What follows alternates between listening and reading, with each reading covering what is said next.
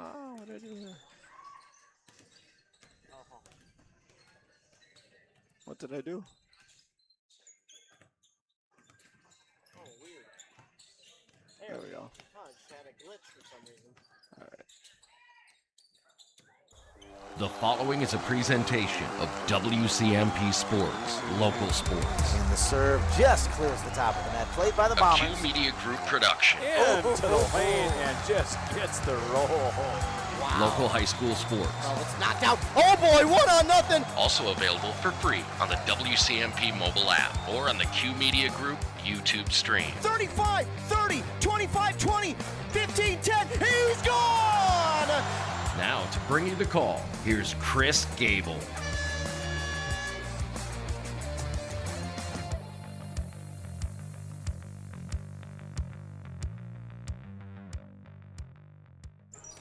Hey, ladies and gentlemen, welcome into Chisago Lakes High School for a little afternoon doubleheader here.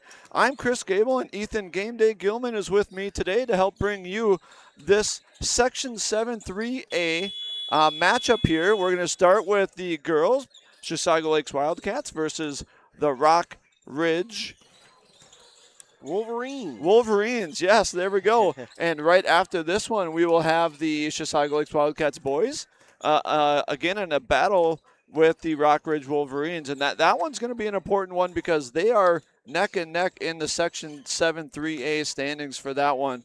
So, but first, let's take a look at these girls' games. Once again, thank you for tuning in. We're going to be on KBEK and WCMP. We're also going to be on the Q Media stream, but we're going to be audio only here in Chisago Lakes. Once again, we are going to start here with our girls' game here with about 8 minutes to go, and thank you to all of our sponsors. And throughout today's broadcast, you're going to hear a lot of Embrace Orthodontics score updates. So thank you, Embrace Orthodontics, for being one of our key sponsors today. Chisago Lakes Wildcats girls coming in here with a game with a record of 5-11 on the season. They're 2-1 in the section. They are 2-3 here on their home floor. They are struggling as of late. They've lost 7 in a row. So Ethan, how important is it today to get going here against an important Section 7-3A team? Yeah, it's very important. You know, you're on the road and suffering a 7-game losing skid if you're Rockridge, and it's obviously less than ideal. You come in and I feel like you had a pretty good team this year, pretty competitive, but that 7-game losing skid and is something to watch out for because sometimes those can be things that tend to linger on, and sometimes it's just a matter of winning a game again and getting back on your feet. That can really turn things around in a big way. So if Rockridge can get, I think, off to a good start here today, they should be in a good spot. But there's something about Chisago Lakes is their defense is pretty darn stingy. Yeah, talk about Chisago Lakes defense here. And Chisago Lakes is 5-11, and Chisago Lakes is the team here that's lost 7 in a row. And their defense is only giving up 49 points per game. And you look at the Section 7A, they are the top defensive ball club. And the last time I called Chisago, it was against the Cambridge Blue Jackets in Cambridge. And Coach Trigg talked about how important their defense is, and that's really what makes it go. And when you look at the Mississippi 8 Conference, they are right there defensively with the top team in the conference, which is Monticello. Mm-hmm. Yeah, Monticello is obviously the one that everybody's kind of chasing at this point, but they do a really good job playing their defense. And you know, even look at last year. You know, they were really young last year, didn't have a single senior on the squad. This year they have 3, but you look at it last year, they were still a pretty darn good defense. It was tough for any team to really try and navigate around them, and they just continue that here this year, and they've only gotten better. Their growth has just been phenomenal to be able to see that. They won only 3 games last year. They've already won 5 this year, so I'm really excited to see the continued growth of this team because just from last year to this year already, it's been you can see it. If you haven't been able to see them, you can really see the growth. It may not show up all the time in wins, losses, but it does show up in their play, and they're just going to continue to get better and better. Once again, thank you all for tuning in here. Thank you to Here's the Pitch, bringing us our pregame show as we preview tonight's 7-3A matchup between the Chisago Lakes Wildcats girls and the Rockridge Wolverines girls. Looking at the Chisago Lakes Wildcats team, it's interesting. So many teams these days play 5 out, and they want to shoot a lot. The Wildcats are led inside by Madison Eagle. She's number 31. She's averaging nearly 11 points per game, and she's averaging about 7 rebounds, leading this Wildcat team in both of those categories.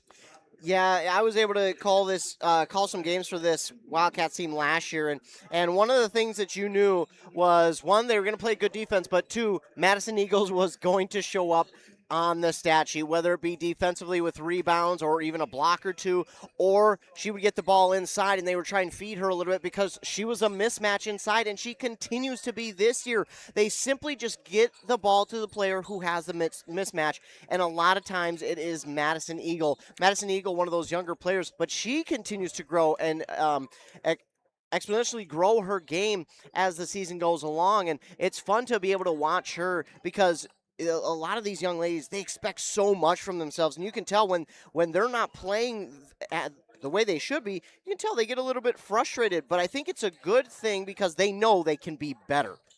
Yeah, once again here, no doubt Madison Eagle is going to be key. If the Wildcats have any chance of beating this tough Wolverines team tonight, Madison Eagle is going to be key. Once again, thank you for tuning in tonight. Here's the Pitch is bringing us our pregame show. Training facilities, batting cages, and even live instruction. Get your team trained at Here's the Pitch in North Branch. As we know, time flies, and before you know it, we're going to have some baseball and softball out there. And so make sure you are getting all tuned up for that. We're going to step away here for a short break and hear from our fine sponsors. When you come back, we'll look at the Wolverines and how their season is going. Stay tuned.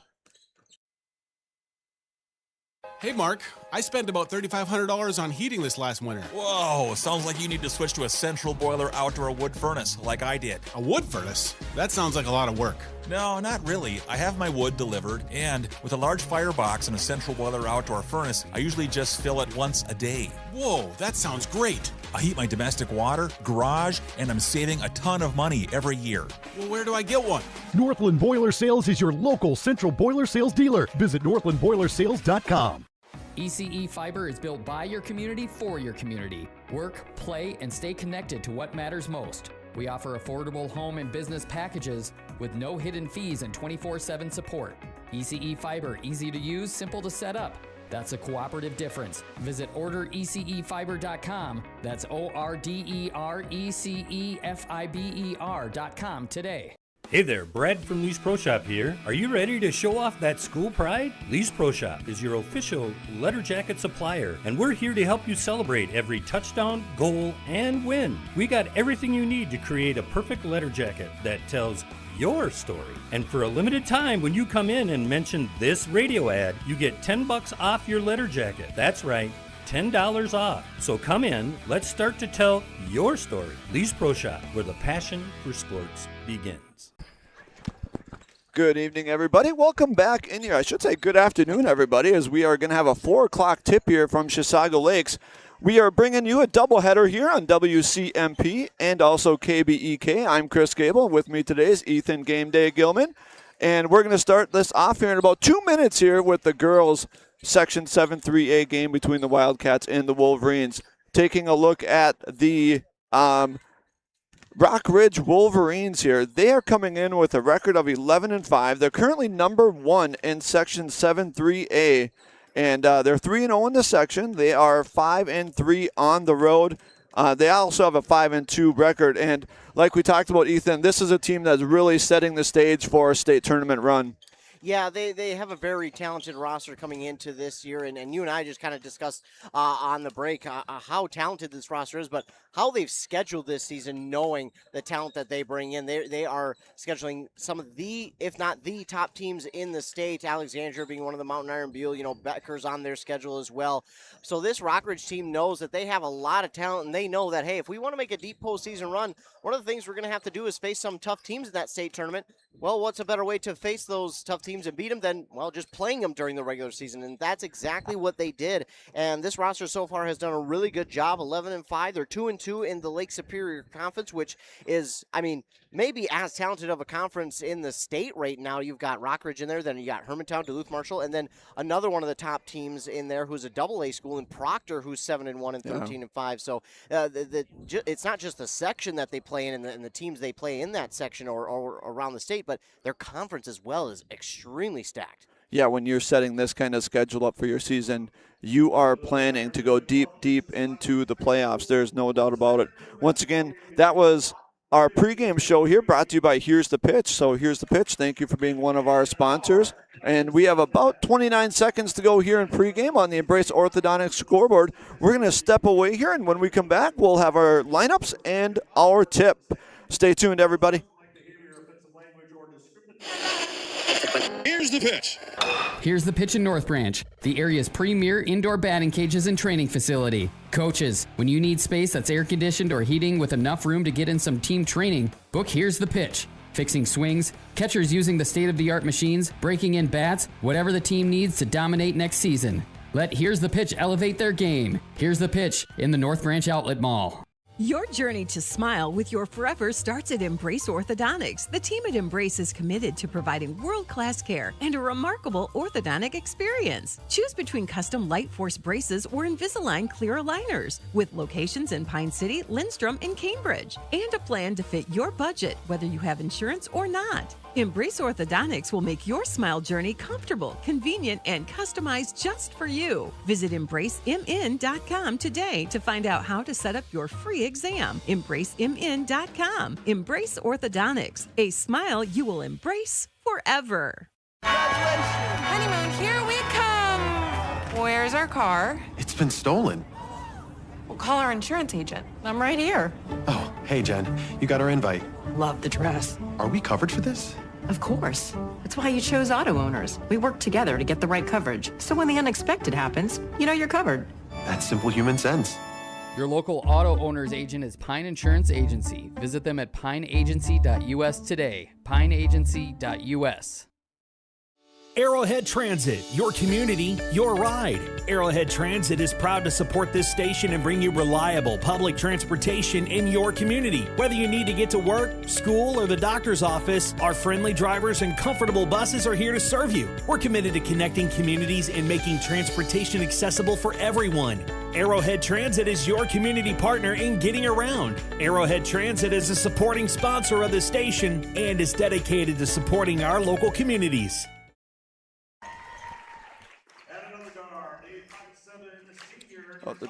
Hey everybody, welcome back here to Chisago Lakes High School as we are excited to bring you some 7-3A girls basketball here between the Wildcats and the Rock Ridge Wolverines.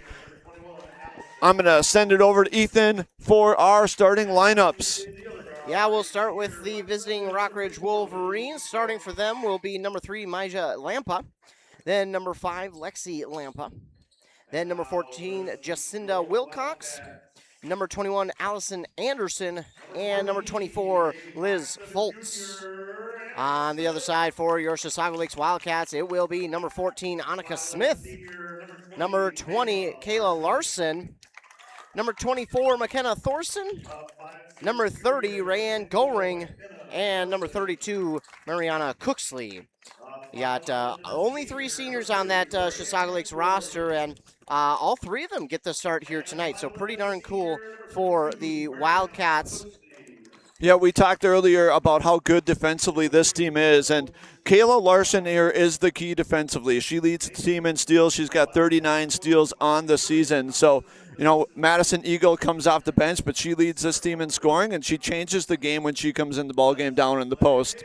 She certainly does, and the thing with Larson is, again, she's one of those senior leaders, and each of these seniors have something that they're really good at, and kind of individually, and one thing that Larson does really well is take the ball away. If you keep that ball in around her, well, she's going to get her hand on it. Whether she gets a steal or not, well, that's kind of 50-50, but she is going to have her hands in and around the ball more times than not. And then, yeah, Madison Eagle down in the post, well, I can see right now, Chisago Lakes might have an advantage on that because she's got the height, and Rockridge, not that they're not tall, but they certainly don't have the height right now to maybe keep up with Eagle.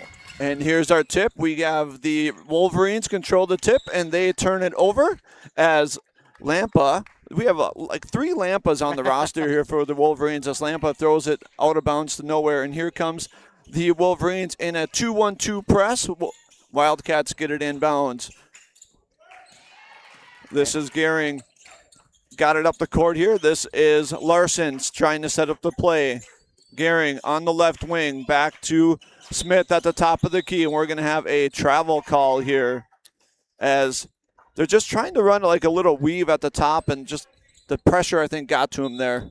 Yeah, and unfortunately, what we seen on Tuesday, which was their last game, and that was their loss to Chisago, or excuse me, to Cambridge Isani. One of the things we've seen in that loss was, unfortunately, the inability to hold on to the ball, or the giveaways in that game as well, with just some easy fundamental things as we see a steal here. But yeah, we've seen that a lot on Tuesday, unfortunately, and it's honestly kind of what led to them losing their lead. Yeah, good defense here again by the Wildcats. That was Annika Smith with the steal and a foul right away on number 21, Allison Anderson, for the Wildcats. That's their first team. And here comes that press again by the Wolverines. Wildcats get across. That's Kayla Larson. Bring it back to the middle, looking to set up the offense. Over to the right wing. That's Gehring. Oh, nope, excuse me, that's Cooksley. Cooksley back out to Smith. Smith for three. It's up. It's no good. Good rebound there by Maya Lampa for the Wolverines, and it's stolen right back here again by Kayla Larson. Her left-hand layup is no good, and we're going to have a foul call. As Maya Lampa, we have two Lampas in the starting lineup, Maya Lampa and Lexi Lampa. And that foul was, Maya Lampa was the one who was fouled as she was trying to get the ball up the floor. Yeah, that was on Cooksley, unfortunately, and one we already seen a steal from Larson right there, but she just left the layup a little bit short, and I think one of the things that we've seen with that layup is she had one more step that I think she could have taken that she didn't, and she left it long, and unfortunately, that's what allowed the Wolverines to get the rebound. Now we see a turnover because of a carry. So we do not see that very often, where it's kind of a random carry call, because she was really just bringing the ball up the floor slowly, and the ref called it. But if you're a Wildcat fan right now, you've got to be excited. 4 straight possessions for the Wolverines to start, and the Wildcats have 4 straight turnover, or have caused 4 straight turnovers, 4 steals for the Wildcats. Yeah, I mean, at this point, you got to be feeling pretty darn good if you're the Wildcats, and this is what they're kind of hoping to get from their team today is maybe not so much completely stop what Rockridge does, but slow them down, because they do have a chance, mainly because of their defense today. They have a chance to be able to try and pull off an upset, again, because of their defense, but one way they're going to have to do that is just by slowing Rockridge down. Yeah. And 4 straight possessions with 4 straight turnovers, well, that's a good start. Yeah, Rockridge 11-5 on the season. They are in their whites today here, the road whites. Here come the Wildcats. Oh. They're being trapped, and we're going to have a steal here by number 14, Wilcox. She goes in past the Lampa. Lampa's shot is no good. Rebounded by number 20, Larson. Larson up the floor now for the Wildcats. Looking to set up the offense, top of the key. Over to Smith.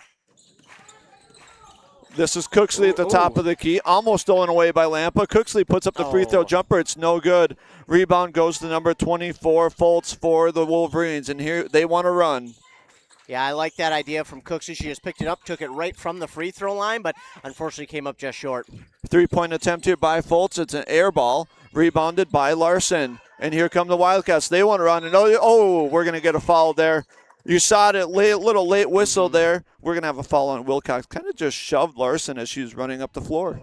Yeah, and that's one of those times I think it was a little bit more of frustration, but she's also trying to reach for that ball, too. So a little bit of a combination of things happening there as the Wildcats will get this one inbounded and just due before that 5-second violation. 16 minutes on the game clock. No score here in Chisago. This is Larson driving back out here. This is number 30, Gehring for 3. It's no good. Rebound off to number 3, Lampa. That's Maya Lampa. Lampa drives the lane. Her layup is good. Good drive right there. Withstood a little contact from the Wildcats. Here comes Larson. We're seeing that 1-2-2 press again here. This is Gehring. Picks up her dribble. Might need a timeout here. Nope, we're going to have a steal by Rockridge. Lexi Lampa over to Foltz. Her shot from 12 feet is no good. Rebound by the Wildcats, and it's going to be knocked out of bounds there by Lexi Lampa. Yeah, they Wildcats did a good job there of taking that 3 attempt from Gehring. She does a great job of hitting those, but just missed. And then back the other way, yeah, again, Maya Lampa did a great job getting through the defense, weaving her way through traffic, and then, like you said, got through a little bit of contact to get that ball up and in, and this is going to go back to Rockridge off the inbound. Yeah, this is something that Chisago's going to have to withstand here when the pressure is on here, not turning the ball over here because, like I said, we've talked about this. Rockridge is a very talented team, and Chisago's got to handle that pressure to stay in this ball game. Good defense again here by the Wildcats. This is Maya Lampa. Spin move at the free throw line. Good pass inside. I can't get a number on that. 23. That is Kaivola. Her shot is up and no good. Rebound to Goring for the Wildcats. Here comes Annika on the left wing. Annika Smith here. She's being hounded by 41. That is Smith. She goes in. Her layup is no good. Rebound back to the Wildcats. And she's being pressured, and it's going to be another steal. A lot of contact underneath down there. And 41, Brooklyn Smith off the bench with her first basket of the ball game. Well, we talked about how good the Wildcats defense is. Look at how much pressure this Rockridge defense is putting on Chisago Lakes. They know how to make them uncomfortable, and that's all they're simply doing. They're forcing them to pick up the ball in really bad spots, and that is forcing Chisago Lakes to put it in harm's way, and it's led to multiple turnovers now. And only now, if you're looking at a silver lining here for Chisago Lakes, there's only been 4 points off of those so far. Yeah, that is the silver lining here, and it's going to be really, really key for Wildcats to continue to play solid defense and get steals so Rockridge cannot set up in that press as the ball is tipped out of bounds by Rockridge as the Wildcats are inbounding right in front of the Rockridge bench over there. Yeah. Sorry, go ahead. I was going to say the ball went rolling behind the bench, so they're running after it. But you've got Claire Beaver and Lily Smith into the game. Claire Beaver, last year, she started as a freshman, and she was a really big piece to this team and their growth, and I'm glad to see she's back this year in their first game that I got to call against North Branch. She did not play, so I'm glad to see she's back in the lineup here this year. Cooksley on the drive, and it's going to be tipped out of bounds. Kind of a block shot by Kavala, and then it actually ends up going off of Cooksley, so it will be Wolverines' ball. And now we are seeing a little pressure here, full court press from the Wildcats as the Wolverines are going left to right on your radio dial. I've always wanted to say that. It's a really satisfying saying, if I'm being honest. I like to say it all the time, too. Meanwhile, Ruby Anderson does check into the game for the Wildcats. She's a freshman. Meanwhile, a 2 here from That's a Lampa. smooth shot right there by Lampa. She broke the press herself, dribbled, little pull-up jumper from the free throw line is good. She's a smooth player. Yeah, she did a really good job there of just getting through traffic and realizing she had an open shot and taking what the defense gave her. Good drive there by Larson, and she drove the basket, tried to left-hand layup, and she is fouled, and she's going to go to the free throw line, hopefully to get the Wildcats on the board here. 6-0 is the score on the Embrace Orthodontics scoreboard. Just under 14 minutes to go here in the first half. Yeah, so Larson, big chance here, and one of the things they would have liked to have seen on Tuesday is a little bit better percentage from the free throw line. As we can see, she misses that one there, and that's something they started okay with on Tuesday, and then it started to not fall their way. So they'd like to see the free throws drop in a little bit more. Larson's second attempt is up. It's no good. Rebound by number 3. It's going to be actually out of bounds, and it will be Wolverines basketball here as we're going to have Maya Lampa inbounding to Lexi Lampa. Number 11, Megan Zicka, is into the game for the Wolverines. Yeah, so only 6-0 here for the Wildcats. So despite how quickly Rockridge has played after a slow start, they've got to feel good about only being down by 6, and their defense still good enough to keep them in it. 3-point shot is up there by Maya Lampa, is no good, but the Wolverines gather the board, and Maya Lampa's looking to set up. She drives right to the lane. Layup is up, no good. Good board there by the Wolverines. Here comes Beaver up the left wing. She's being hounded by Lampa, and we have a trap by both Lampas. And it is going to go off the Wildcats. Wolverines ball. Yeah, Claire Beaver not too pleased with that call. She thought it went off the defender. It was close. I would not have want to be a referee on that one because I wouldn't have been able to tell you who it went off of last. But that's an unfortunate another turnover there. And now we're starting to see the Rockridge Wolverines get into a little bit more of a trap defense, and that's something that Chisago Lakes has not been able to get through this year. That is a 3-point attempt, a 3-point shot there by number 5. It certainly looked to me like her foot was on the line. She stepped forward with that right foot as a shot, and we have another steal by the Wolverines, and they are going to throw it deep, and it's going to go out of bounds underneath the Wolverines basket. Back to the Wildcats. 9-0 is our score here. Yeah, so the Wildcats catch a massive break there because, yeah, that was a really bad turnover, for being honest. And then the pass was way too far out in front of Lexi Lampa. So they catch a little bit of a break there, but they've got to do a much better job here of taking care of the basketball as we see, close to a foul, but just a great job by Maya Lampa to avoid the foul. Now we get a timeout called here by Chisago Lakes. Yeah, I think this timeout has been kind of looming. They just need to kind of settle in and make sure they're passing this ball a little bit quicker. Yeah, we have a 30-second timeout here. We'll keep it here for a 30-second. The Lampa sisters are trapping, and the Wolverines need to figure out how to avoid that because it's leading to turnovers and runouts for the Wolverines. Yeah, the Wildcats, again, they're still a younger team. Yes, they do have the 3 seniors, but it's a lot of sophomores. You got 2 juniors, but it's a lot of inexperience as well with this group. Yes, they all did play a really good chunk last year, and these seniors did start last year, but there is still a lot of inexperience before that. So they're still getting used to things and used to seeing many different things from different types of squads. So it's not all there yet for this team. And this is just another wrinkle that they'll learn from. So it's a great opportunity for them to learn yet something different that they'll see from a really good squad. Here's Claire Beaver inbounding after the timeout. There's Madison Eagle is now into the game. Over to Lily Smith on the left wing. She nice drives job. left, goes in for a layup. It's up, no good. Rebound is off to Maya Lampa, that's Lexi Lampa. She goes in, another little pull up in the lane. It's no good. She gets her own rebound, and she's going to pull it out to the right corner. She drives left into the lane, kicks it out to number 41. That's Brooklyn Smith, and we're going to have a turnover there on the Wolverines. Now Smith traveled with it. She's got the knee brace on her left leg. It doesn't seem to impact her at all, which is impressive. So, but yeah, here's a trap again that we're seeing by the Wolverines. Chisago Lake's able to break it that time. They're going to work it into Eagle. An inside-out game from Eagle to Anderson. Ruby Anderson's shot was no good, and Beaver gets the board and gets the Wildcats on the board. 9-2 is our score.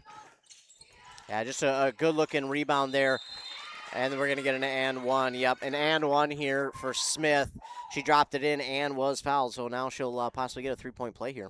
The Lampas just are so good at getting into the lane and making things happen, whether it's a pull-up or a nice feed for a layup there.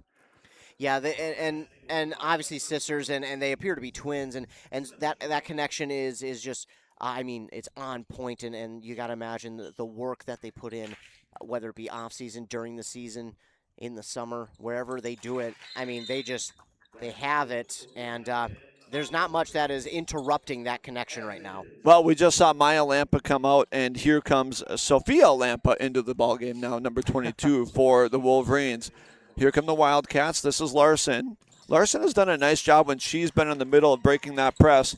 They tried to go inside. Beaver tried to go inside to Madison Eagle, and it goes over her head, out of bounds. It'll be back to the Wolverines. Yeah, it just seems like the Wildcats, they kind of know that they're down. They kind of have that feeling, and then all of a sudden they start to play a little bit rushed. They start to not play their type of game, and then that's when things start to really go awry. But they need to just settle down, settle in, and understand that, hey, you can't get it all back in once. And then their type of basketball is not, what Rockridge does. It's not quick. It's not going to be moving the ball up and taking a shot right away. It is going to be more of the patient type of basketball. We're going to have a steal there by Larson, and she does lead this Wildcat team in steals. She gave off to Lily Smith on the left wing, back to Larson. She's going to penetrate, kicks out to Smith. Smith back to number 15. That's as Leeson. As Leeson into the game, back to Smith now. Smith, cross-court pass. It's good. That is number 20, Kayla Larson. She's kind of doing it all here for the Wildcats today. Big-time three-pointer, 12-5 is our score. And like we just talked about, here's Lexi Lampa. Sweet little move, pull-up jumper at the free throw line again for 2. Yeah, there's not much you can do to defend that, especially when you're trailing the ball, and that was just too smooth that time. Wildcats do a great job getting it up the floor on the press, and They tried to get inside the Madison Eagle again, and it's going to be knocked out of bounds by the Wolverines. It will remain Wildcat basketball here. 14-5 is our score on the Embrace Orthodontics scoreboard here. This is the first game of a doubleheader here in Chisago Lakes between the Wildcats and the Wolverines from Rockridge. Now we got Pullman into the game for the Wildcats. She wears number 3, so she checks into the game. This is Beaver in the corner. She dribbles in, and she's going to travel there. She kind of wasn't sure what to do with the basketball over there in that corner. Yeah, and if there's any uncertainty when you're dribbling the basketball, it's better just to find an outlet to give it off to, and I think that's what this team needs to learn. And it's not that they're being selfish; it's just they're trying to make a play, but sometimes they forget, hey, we can give it off, and there is other outlets to try and make that play happen. So, and they'll figure that out as they continue to grow. Here's Lexi Lampa with the three-point attempt. It's up. It's no good. Rebounded back to the Wolverines. The shot's blocked, and goes back to the Wolverines, and Lexi Lampa tries to go inside to her teammate Kaivala, and it goes out of bounds off the Wolverines, and it's going to be Wildcat ball. We're going to have a timeout here. We're going to step away here for a short break. The score here from Chisago, Wolverines 14, Wildcats 5. We'll be back after these messages.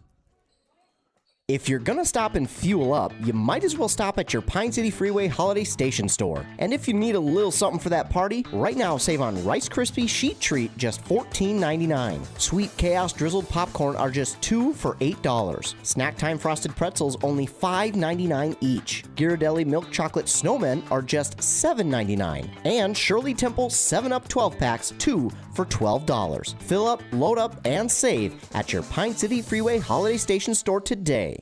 How do you want to be celebrated? A church service, a celebration of life in a chapel, maybe even cremation with an outdoor gathering.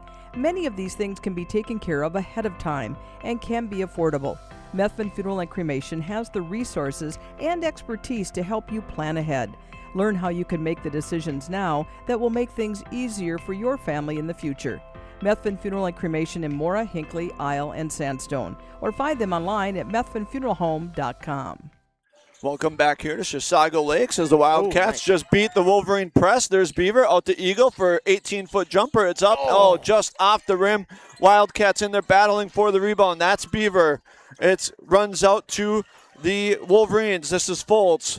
Inside to Anderson. Anderson's shot is up, and it's good. Good little spin move right there by Allison Anderson. Her first basket of the ball game. Yeah, the Wildcats got a little bit lucky on breaking that press because, well, it wound up not good, but then they were able to get it up the court and just missed on a long 2 from Eagle. They tried to get the rebound, but then it was stolen away. Now we got Beaver open on the far side for 3. Yeah, Pullman missed it. It went out to Beaver. Beaver's three-point attempt is also good. And here comes Maya Lampa back into the game for the Wolverines. Good move to the drive, right? And she's going to kick it over to number 14, Wilcox, and we're going to have a foul on the floor here by the Wildcats. Yeah, that'll be on as Leeson. She got a little bit too over the top there, and what she did is she kind of just leaned her body too much into the defender while she was running, so that wound up being the foul. Wolverines inbounding the ball under the basket. Once again, thank you all for tuning in. Thank you to all of our sponsors for bringing you today's doubleheader between the Rockridge Wolverines and the Chisago Lakes Wildcats. 16-5 is our score here. Wolverines lead. Wolverines inbounding underneath their own basket. Try to get inside. There's a lot of traffic in there, and kind of got a little bailout foul call. I'm not sure who they called that on. Well, Beaver actually had gotten the steal, and what had happened is we got, I think, a little bit of a push there on Alice Anderson is what happened as she went for the ball. I think she got just too much contact on Beaver is what happened. There was a lot of traffic we couldn't 100% see. 14 foul there on the Wolverines as Wildcats handle the press. This is Lily Smith dribbling, and she's going to get called for a travel. So turnover, Wildcats. It's going to go back to the Wolverines. Well, Chris, you can see when that uncertainty hits them, all of a sudden they don't know what to do with it, and then that second guessing comes in, and that's when the turnovers happen. So if they can get more for sure and understand more of the game a little bit, they're going to really unlock a lot of potential. But it's just that uncertainty that we see that leads to those really fundamental errors. Here are the Wolverines looking in. This is Wilcox at the high post, out to Lampa in the low post.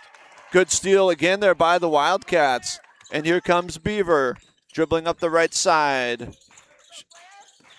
Bringing it back to the middle of the floor. This is Lily Smith doing a little give and go there.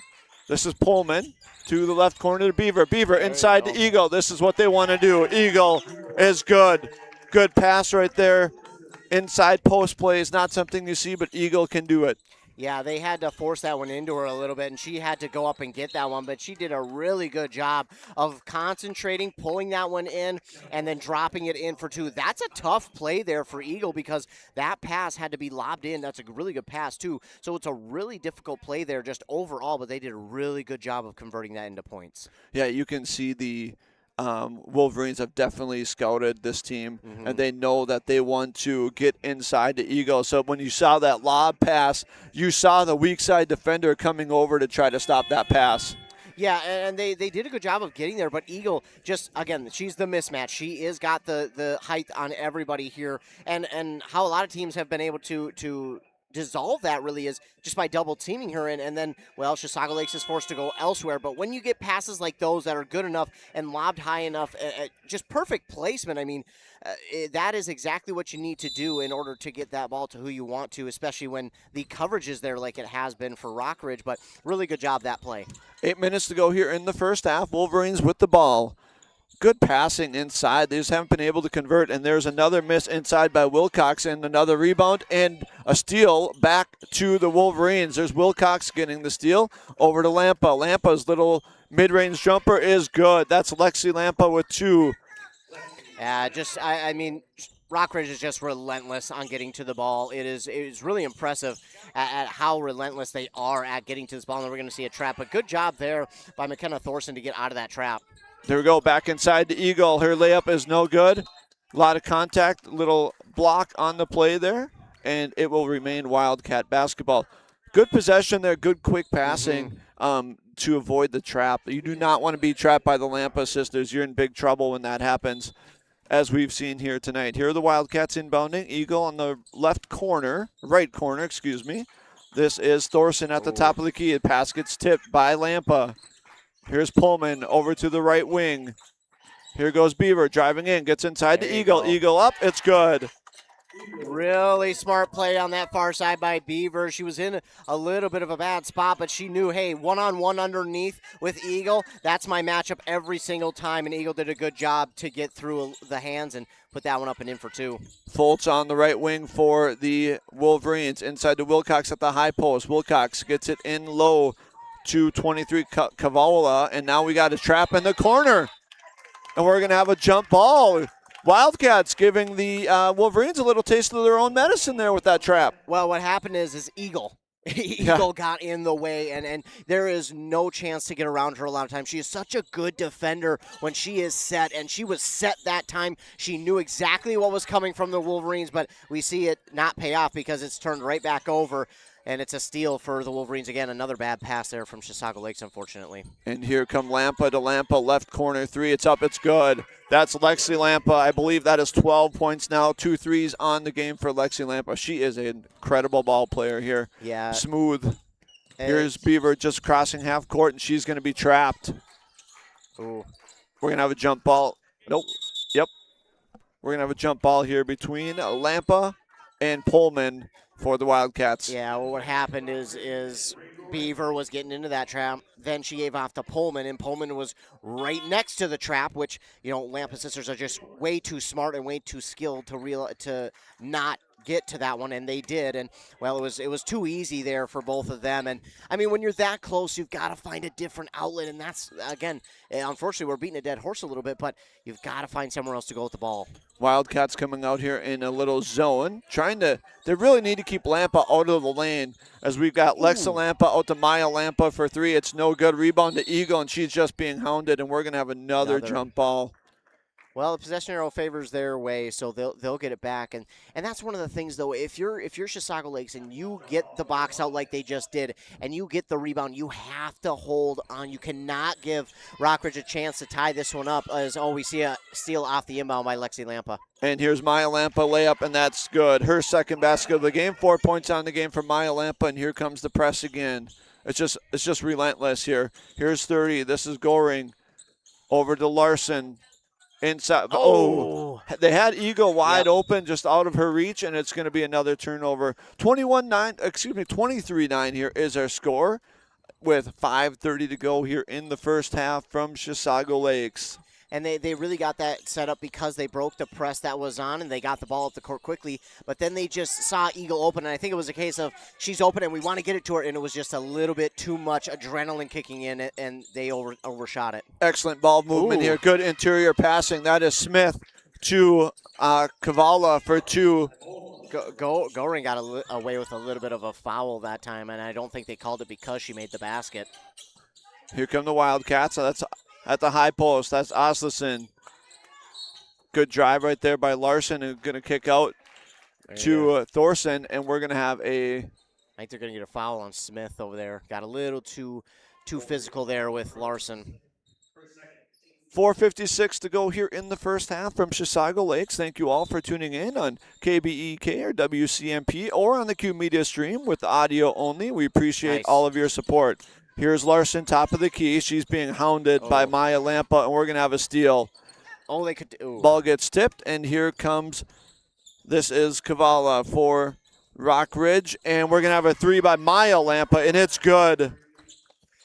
Yeah, again, you can't give them really an inch of space because the Lampa sisters, they don't care if you're there, if you're 20 feet away, it doesn't matter. They're going to try and hit that 3, and so far so good. 28-9 is a score. Here nice are the job. Wildcats. Larson there was leaning out of bounds, but she just kept that ball in play. I apologize. Good hustle and athleticism by Larson to save that ball here. If I'm the Chisago Lakes coach, I want Larson to shoot those 3. Larson looked like she had a couple open 3s there in the corner, and she just did not pull the trigger. And we're going to have a foul here on the Wolverines, number 41. That is Brooklyn Smith. So that's her 3rd already. Yeah, and that's unfortunate because she's come in and played really well off the bench for Rockridge, but she's going to have to sit for the rest of the first half, and coming in for her will be Jacinda Wilcox. So we'll see if maybe now Chisago Lakes can't capitalize because she's been a bothersome defensively. Maybe they can't start capitalizing on a few more things here on the offensive side of the ball. Good inbounds pass here to Larson. Larson to Goring. She dribbles into the right free throw line and does a little fadeaway shot. It's no good. It's off the rim. And Lexi Lampa with the board. And this is Maya Lampa dribbling. Good pass over to Kavala, and it is blocked by Eagle, was that? Yeah, that was Eagle, and that may not be the first or last time that you're going to hear us say block by Eagle. She could have a lot more before the end of this one. Here come the Wolverines. This is Lampa to Lampa on the left wing. This is Maya Lampa, and that is good. Again, back-to-back three-pointers here for Maya Lampa. 31-9 is our score. Those Lampa sisters can really score the basketball. Yeah, and what happened there is Chisago Lakes got behind the play, unfortunately. They got caught up on one side of the court, and, well, unfortunately, Rockers just capitalized, and they allowed Maya Lampa open on the far side, and unfortunately, that's what happens when you leave her wide open. Wildcats try to go inside the Madison Eagle, and it gets knocked out of bounds. Wildcats will inbound underneath their own bucket here. There you go. Good hustle there by Wilcox. She was kind of beat by Eagle for the layup and was able to get back into the play and knock it out of bounds as the Wildcats inbound again underneath their own bucket. Well, they're trying to get this ball into Eagle, and they're trying to force it inside to her, but I think the key word there I just said is force. They're forcing it now, and Rockers is just saying, hey, if you're going to continue to do that, we're just going to go ahead and take advantage because we know where you're going with it. Goring dribbles into the lane and is able to get it off to Larson for a nice backdoor cut and bucket for the Wildcats. And as quick as they scored, here come the Wolverines, and that's Maya Lampa with another layup. And a good play there for the Wolverines. Well, they did a good job of getting that ball inside to someone else other than Eagle. And then they've got Rockridge behind the play because they thought it was going to go to Eagle. Instead, it went to Larson. And now Goring along. Oh, my goodness. Three-pointer for Goring, and it's good. Good shot right there by Goring. Well, that's one thing I want to see more of from this Chisago Lakes team. Goring can hit those consistently. I just like to see them allow her to take it a little bit more or free her up to take those shots. 33-14 is our score as the Wolverines come down, and we're going to have a foul on the Wildcats. 2:34 to go here in the first half on our Embrace Orthodontic scoreboard. McKenna Thorson picks up her first foul, which sends Maya Lampa to the line. And if I think Maya Lampa knew that was going to be short, and she just wanted to kind of follow it, and it's off no good. So we got a lane violation on the first free throw attempt. Yeah, so unfortunately won't even count, so they'll just get one here. And I was going to say, almost the announcer jinx, but I didn't get to complete my sentence, so it's not the announcer's jinx. 13 points now. Her second free throw's good. 13 points now for Maya Lampa. Here come the Wildcats. This is Smith. Had it blocked, I believe, and here come the Wolverines out and running. Lampa inside to Anderson, and she's going to be knocked to the ground. That's going to be on Goring. And that falls on Goring, and Allison Anderson will go to the line for the Wolverines. Yeah. 34-14 here is our score.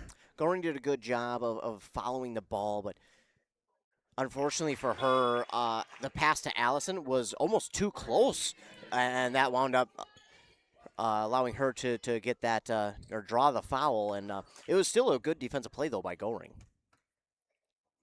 Her second free throw is up, and it's also good. Bounced around, but went in, and we have 36-14 now is our score. Here come the Wildcats. This is Larson.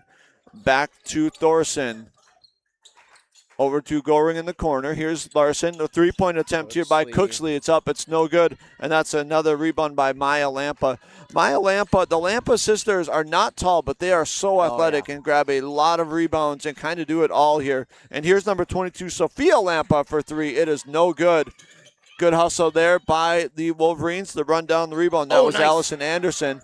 We're going to have the ball gets tipped around, and it goes to the Wolverines, and they missed two layup attempts here. Go. And here come the Wildcats. They were able to control that rebound. Kind of wild physical play underneath that basket. Yeah, it was crazy. There were a few rebounds there that they had a chance at and weren't able to pull it down. Then Cooksley finally just said, hey, all right, I got to end this. Someone's got to do it. I'll do it. She got it back for her team, and now they've got a chance to try and score here before half.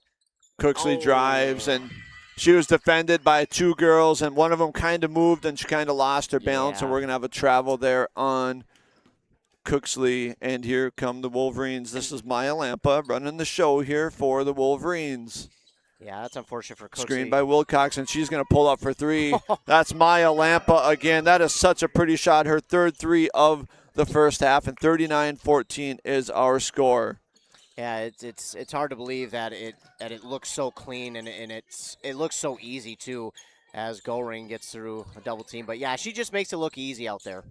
Nice. Oh, a good three-point attempt by Goring. She just kind of was in the middle of the lane, and she took a dribble back and knocked down the three, her second three for Goring. Here's Maya Lampa, gets into the lane. She kind of lost control of the ball and then came down with it, and we're going to have a travel on Maya Lampa. That's about her first mistake of the ball game. Yeah, pretty much. But we look back at that Cooksley play, and I mentioned it a little bit earlier. I'd like to see them open up that three for Goring a lot more, because she can hit that long ball consistently if she's open. And it's been unfortunate that she hasn't been open because, well, Rockridge has just done a good job defensively. But I want to see them open that up a little bit more, because if they open her up, guess what's going to open up? The post play for Eagle, and then all of a sudden you're really going to start to pull back into this game. Good job, Wildcats, getting out of that double team. That was Larson, and here is Cooksley driving to the lane, kicks out again to Goring for three. It's off, no good. Rebound to Cooksley. She goes up, and she's going to be fouled.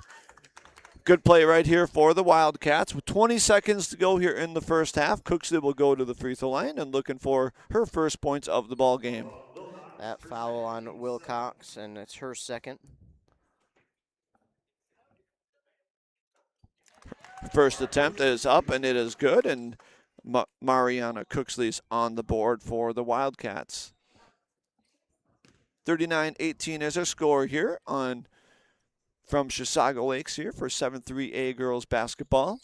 Nice. Her second free throw is also up and good. 39-19 is our score. Here come the Wolverines. This is Sophia Lampa. She drives the lane. Her layup is up, no good. Larson with the board.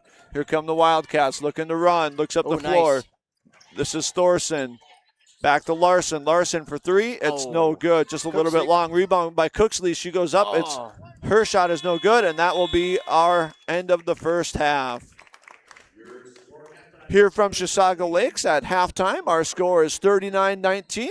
We're going to step away for a short break from our sponsors, and we'll go through the highlights of the first half, and we'll look forward to the second half when we come right back. Are you ready to get back to doing what you love? Whether it's recovering from an injury or preventing one, Wellia Health Sports Medicine Team is here to help. From kids to adults, we specialize in treating sports injuries, including concussions. We're here to get you back to peak performance. Call us today at 320-679-1313 or schedule an appointment through MyChart. Visit welliahealth.org. Hi, Rob. Hey, why have you been so happy lately? It's because I no longer pay for hot water. What? You have 4 teenagers that take all-day showers. How do you not pay for hot water? Well, I put in a central boiler outdoor furnace that heats my house, my garage, and now I have virtually endless free hot water. Wow, that's great. With my 10 kids, I'll really save some money.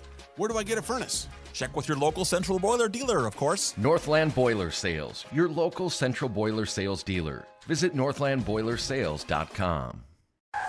Oh, no. Oh, man. Don't worry, Hones can fix you up. Butch, Christie, and the crew at Hones Auto Body and Glass have over 44 years of experience repairing vehicles from accidents and damage due to hail. In fact, they've got a huge state-of-the-art facility in Mora, are I-CAR and ASC certified, and certified in aluminum repair and welding. Plus, Hones is recommended by many insurance companies. Hones Auto Body and Glass. In Mora, Hones. They'll fix you up right.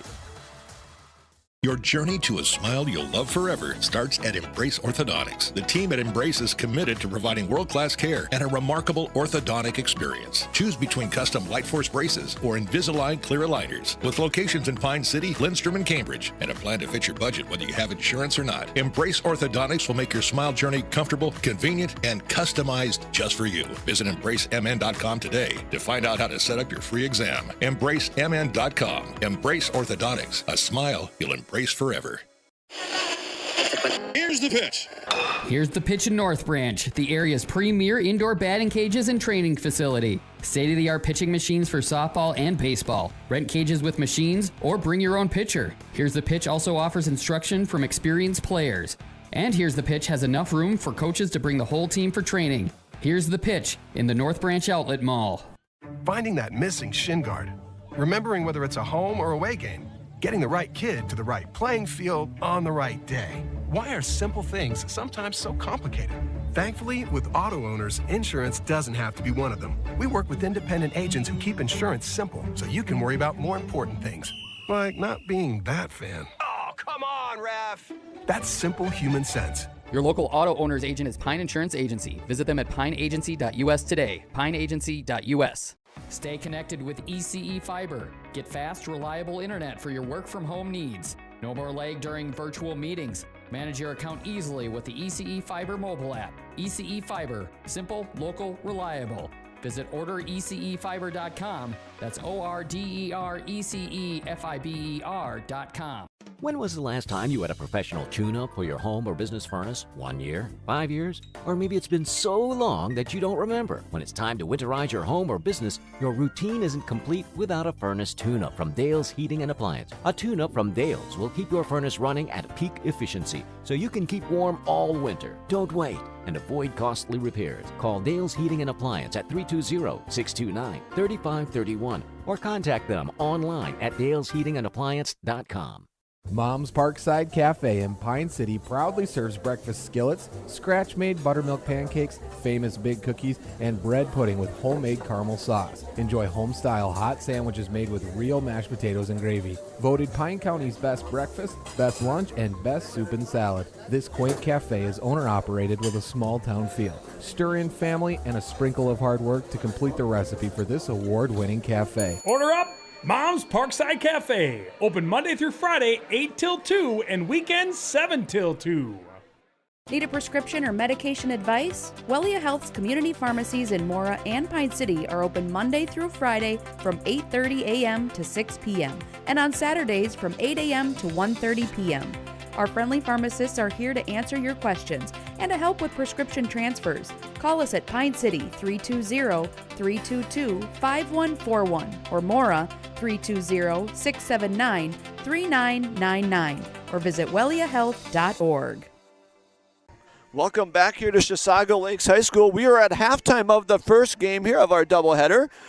This first game is the Chisago Lakes Wildcats girls versus the Rock Ridge Wolverines. On the Embrace Orthodontics scoreboard, it's 39-19 at the half. Embrace Orthodontics, leave with a smile you'll embrace forever. Find out more at embracemn.com. Both of my kids had braces through Embrace Orthodontics, and I'm very pleased with the people there and how they treated us, though they do a great job. Ethan, what are your thoughts on the first half? We saw the Wildcats start the game with 4 straight steals, and then it kind of fell off from there. Yeah, well, and it's unfortunate, too, because, they held Rockridge in check there in the first 2-3 minutes, but Rockridge was able to settle into the game, and one of the big reasons why was the Lampa sisters. I mean, my goodness. It started when they made their first shot, and then it kind of went from there, and they controlled the first half. And the Lampa sisters are just well and above everybody else here in this one, and it's just the speed and their connection together that really puts them out in front, and then they're able to dish it to other people as well for rebounds or for assists. They kind of do it all out there, but they do a really good job of shooting. We talked at length in the first half about how smooth it looks when they're shooting the ball, and there is no hitch in the giddy up, so to speak. It is just all one motion, and it looks so good when they are shooting the ball. So, they really kind of took over, and Chisago Lakes, well, what happened was the press there by Rockridge put them into really bad spots, and they had a bunch of turnovers due to some passes that they were kind of forced to make there, and they got themselves into some traps. So a few bad situations that they got themselves into, but they did a good job of sticking with it. They still got back here in the end of the first half, and were able to get some things go their way. You know, Goring hit a couple of threes, and then you saw Cooksley hit a couple of shots as well. So I was really impressed with them. Even though it was lopsided there, they still kept their fight about them and continued to stay into this one. Yeah, special thank you to Hones for bringing us our halftime show. Hones Auto Body, we got all the ice and snow right now. So if your car has any damage, head over to Hones Auto Body in Mora. iCar and ASE certified. Hones Auto Body and Glass in Mora is recommended by insurance companies. Let Hones Auto Body and Glass fix you right up. Yeah, the ability of the Lampas to get into the lane and make things happen is tremendous. So, Ethan, you want to update us on the first half scoring for each of these squads? Yeah, we'll start with Rockridge. I don't know about you, but I thought at one point it was probably going to be Lexi Lampa. But then it turned out it was Maya Lampa who came on strong in the end of the first half, and she led the team with 16. Lexi was right behind her with 12. And then it was Brooklyn Smith who had 5 points. She had a 3-point play via the free throw. And then 4 for Allison Anderson and 2 for Marley Kavala. On the other side, for the Wildcats here at Chisago Lakes, it was 5 points for Kayla Larson. Really came on strong, but it was the threes there from Goring to lead the team with 6. And then 2 for Claire Beaver and Mariana Cooksley, and as well as 4 for Madison Eagle. And we talked about it a little bit there in the first half, Chris. Madison Eagle, they like to get the ball to her, but they kind of were forcing it at times to her. Yeah, when this team matures and gains experience and they learn to rotate the basketball faster, you're going to see that lane open up so much more for Madison Eagle. She definitely changed the style of game when she comes in off the bench, and you can just see the team wants to get her the ball because she can really make things happen. We saw them go inside out for a few 3-point attempts. And so she's going to be key. I think 2 keys for Chisago in the second half. 1, they need to avoid the Lampa trap. And 2, they need to keep the Lampas out of the lane. Those 2 things are going to be key for them. Yeah, I would agree. I mean, that although I think it is a tall task for any team at this point, really. But, yeah, to try and keep them try and keep your team away from the trap and then try and keep them 2 out of the lane is really hard to do, especially when their connection is just so quick. Yeah. I mean, it's one motion. There is no way that they can, it seems like, miss on that connection right now. And I would say something offensively for Chisago Lakes-wise. Again, I talked about it a little bit. I want to see them work that 3-ball a little bit more to open Eagle up inside a little bit, because I think if they're able to do that, Eagle might have her way a little bit more in this second half. And while they may not be able to completely make the comeback, they'll make it close again, I think. Yeah, you brought that up right in the game, and the next possession down, Goring hits the 3. Yeah. And so that was a great call by you. So starting the second half here, once again, thank you to Hones Auto Body for bringing us our halftime show. We have about 10 seconds to go here till our second half gets started. Again, this is the first game of a doubleheader. This is the Chisago Lakes Wildcats and the Rock Ridge Wolverines. Both of these teams are out of Section 7-3A. Rock Ridge is leading that section right now, and we talked about how their schedule set them up for a state tournament style run here. And here we go with our second half. We have Lampa into Lampa. This is Lexi Lampa looking to get things rolling here for the Wolverines. Yeah, Foltz back to Maya Lampa. She gets into the lane, and there's a layup by Liz Foltz, assist to Lampa. Well, like we said, they don't just get it done scoring. They can also get it done feeding other players the ball, and they do it right there. And again, it's so smooth. They know exactly where they're going. They know exactly what to do with the ball when they have it. There's no question about it. They just go immediately, and it's just, I mean, it's fun to watch. Yeah, there was Thorson, drove to the lane, picked up her dribble, and had almost a jump ball, but she was called for the travel. With a good defensive play there from the Wolverines. And this is Lexi Lampa and Maya Lampa on the left wing. Back to the top of the key. That's Foltz. Over on the right wing to Lampa. Back to Wilcox at the top of the key.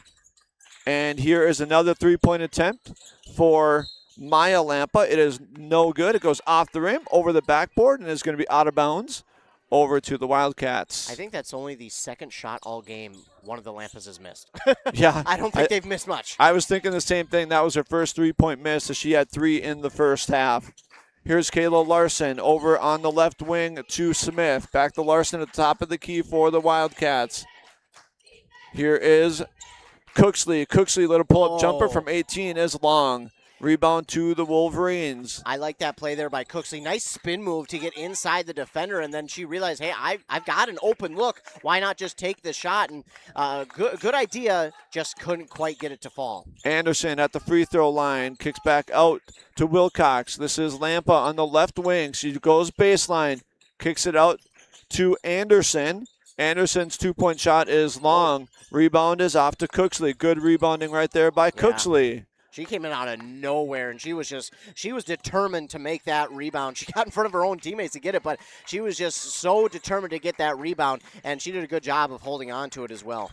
And here are the Wildcats kind of just running a little weave at the top of the key here. This is Goring. Her little fadeaway from the corner is off, no good. Rebound goes to number 24, Liz Foltz for the Wolverines, and they are up and running here with Lampa. Lampa into the lane again. Good job right there by Cooksley as she's going to draw the jump ball. Yeah, that's a really good job by Cooksley on that type of play to just tie that ball up enough to cause the jump ball. And she's one of the seniors on this squad along with Larson and Goring. So to see her have that, make that type of play is good because, again, you want to see your leaders in this type of spot when you're down by this much step up and kind of take over and show the team, hey, here's what we need to do to maybe not so much even get back the lead, but just to keep ourselves in a game like this. Here comes Goring beating the press here for the Wildcats. Inside the Larson. Larson nice pump job. fake. Her shot is up. It's good. And she's going to be called for a travel call. No basket. 41-19 is our score here with 15:48 to go in the second half of the first game of our doubleheader. The boys to follow. What a play by Larson, but just a slight mistake. And I know she's gonna be kicking herself for that, but she has got to try and get that one out of her head as quickly as possible because, again, it's an unfortunate mistake which leaves points off the board, but got to get that one out of your head. Nice job there by Thorson, though. Thorson tips the pass away. That was from Anderson back to Lexi Lampa. She tips it into the backcourt. Wolverines go gather. Here's Lexi Lampa into the lane. She kicks out. This is Foltz for 3. It's up no good. Rebound goes to the Wildcats. Annika Smith. Good rebounding here. Good start to the second half for the Wildcats. Yeah, even though they haven't been able to get points on the board yet, as we just see. I jinxed them. Yeah. But nice job by Larson off of that steal from Alice Anderson to come back and knock that ball out of her hands and not draw the foul. So at least you're forcing them to inbound again. But yeah, Wildcats have had a really good start to this second half. Again, not any points yet, but I like the way they're playing a little bit more fundamentally sound here. Yeah, Kavala had that steal for the Wolverines. She drove in and was knocked out of bounds by the Wildcats. Good hustle to prevent that layup. Wolverines here setting up the offense. This is Foltz at the top of the key. Again, this is Lampa in the lane. Looks to make a move. She pump fakes, and we're going to have a foul on 30. I thought that was a tough play because Goring was just standing in defensive position, and it looked like Lampa kind of drew the contact or kind of looked like she was the one who initiated that contact, I guess is what I'm trying to say. Yeah, I agree. I didn't like the call there. I respectfully disagree. I think she initiated the contact more than Goring did, but it is the call, and they'll get to inbound again. Here's Foltz, top of the key. She slips. She loses the ball, and we're going to have Goring with the steal. Looked like the court may have been a little wet right there. Yeah. And here's Larson over to the right wing. This is Smith. And here goes Thorson, drive the lane, and she kind of got stuck and nowhere to go, and is going to be called for a travel. And another turnover here for the Wildcats. We've seen maybe it looks like a couple slippery spots here. There's a couple of girls are slipping on that possession. Yeah, not quite sure if they need some new tennis shoes or if the court's a little bit wet, although these girls are working hard out there, so there might be a little bit of perspiration. And here come the Wolverines. Good pass right there from Anderson into Lampa. And that's Lexi Lampa, little turnaround jumper. Her first basket of the second half, 14 for the ball game. 43-19 is our score here. Well, Cooksley and Goring did a really good job of cutting that lane off for Lampa, but she just turned around and said, all right, I'm just going to find another way. And I honestly didn't know if it was going to go in, but she makes it look so easy. That ball's going to be knocked out of bounds by the Wolverines. It'll remain Wildcat basketball. That was Goring trying to get the ball into the corner. 13:58 here to go in the second half. Thank you all for tuning in on WCMP, KBEK, or on our Cube Media stream, our audio only here from Chisago Lakes. Larson inbounding. Oh, that was Beaver inbounds to Larson. Very dangerous pass. It worked, however, and Larson's going to get fouled from the left block area, and she's going to go to the line for two. Yeah, that was not a pass you'd like to see them make again, but good job by Larson to get that one and draw the contact. First free throw's up and nothing but net. That is Larson's 6th point of the ball game, her first free throw of the game. Larson is really their strongest defender. She leads the team in steals, as we've talked about. The Chisago Lakes team gives up the least amount of points in the section. Her second free throw just rims off, and that's going to be a rebound to number 3, Maya Lampa. And the Wolverines are running. That three-point attempt by number 11, Zika, is no good. Rebound Wildcats, and the Wildcats are on the move. Here's Larson, top of the key. Looks to drive right. Gives up to Cooksley, and it's going to be stolen away by 23, Kavala. Kavala drives in. Her left-handed layup is no good. Rebound by Lampa. It's also no good, and that's a rebound by Larson. Good rebound by Larson. Larson dribbles up the middle. Stops at the three-point line and kind of pulls out and resets the offense here. I like that play by Larson. She could have easily tried to force something inside, but instead she stopped, turned around, and let the offense reset. Cooksley inside the Eagle. Oh, an Eagle's going to get called for a very quick travel. Ooh, yeah, I'm not even sure she had time to move those 2 feet after that dribble.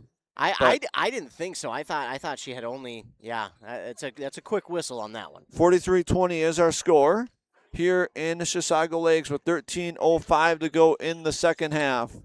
Here is Lampa on the left wing, inside to Zika, out to Lampa. That's Sophia Lampa. Her three-point attempt is good.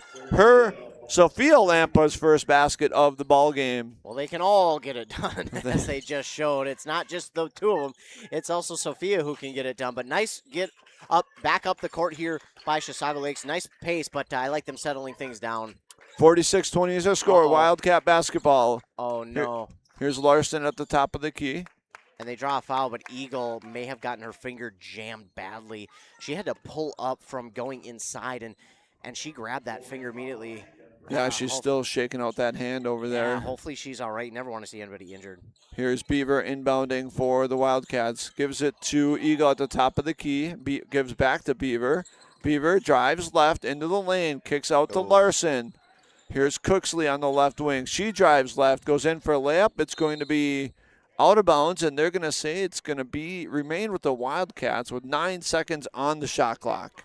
Well, there was definitely a hand on it that we couldn't see, but that kick out to Larson, it was just off the mark. If it was a little bit cleaner of a pass, Larson probably has a chance at 3. Larson, good drive. It's going to be blocked by Lampa. That was Maya Lampa, number 3 with the block. Here's Maya Lampa into the lane, gives off to, that was Kavala. Her layup is no good. Good pass. The Lampa, Kavala cannot convert on the layup. And Wildcats control the rebound, and here's the Wildcats up. This is number 23, Lily Smith for 3. It's up, no good. Rebound to Kavala for the Wolverines, and it'll be Wolverine basketball. 46-20 is our score, 11:57 to go here in the second half. Thank you all for tuning in, and thank you to all of our sponsors for bringing you today's high school basketball action. Here's Maya Lampa dribbling on the right wing. This is a good matchup. Claire Beaver and either of the Lampas. Meanwhile, Sophia Lampa trying to go for 3. Cooksey with the rebound, but that's a matchup I want to see more of. Good rebound there by Cooksley, and here comes Beaver. Beaver, number 40 for the Wildcats, looks inside the Eagle. She can't control it. It goes out of bounds. Well, so we talk about the Lampas. We have Maya Lampa, who's number 3. We've got Lexi Lampa, who's number 5. And then we have Sophia Lampa, that's number 22 here for the Wildcats. Or, excuse me, for the Wolverines. Ooh. Lampa, she not quite a carry, but almost. Good block here and steal for the Wildcats. And here goes Beaver on the right wing. Beaver drive, good move. Beaver drives left. Too strong. Right-hand layup is up. It's too strong. Rebound to Zika. And Zika's going to throw it out of bounds. Turnover Wolverines. It'll be Wildcat basketball. Yeah, good steal there by the Wildcats, and then Beaver had that wide open lane, just a little too strong. And sometimes, again, that adrenaline can get going when you see something that wide open and lead you to have too strong of a shot. And that's unfortunate there. They leave some points off the board. Wildcats inbound here. This is Lily Smith in the backcourt. She's being hounded by Zika. Looking for a teammate. It's going to be knocked out of bounds there by Maya Lampa. She's such a good job of getting a hand in that passing lane. Yeah, she did, and we've seen that type of play before, and then she keeps it alive for her team. That time not able to, but Wildcats get another break, and they get it back. Oh, Cooksley, another drive left. Rebound, Eagle. Eagle's layup is good. Eagle with 6 points on the night, her first basket of the second half. 46-22, and here come the Wolverines back quickly. This is Sophia Lampa, kicks out to Zika on the left wing. Zika to Maya Lampa. She's got Eagle one-on-one inside the Smith. Back to Lampa, no good. Smith with the board. Her shot's no good. Rebound, Madison Eagle.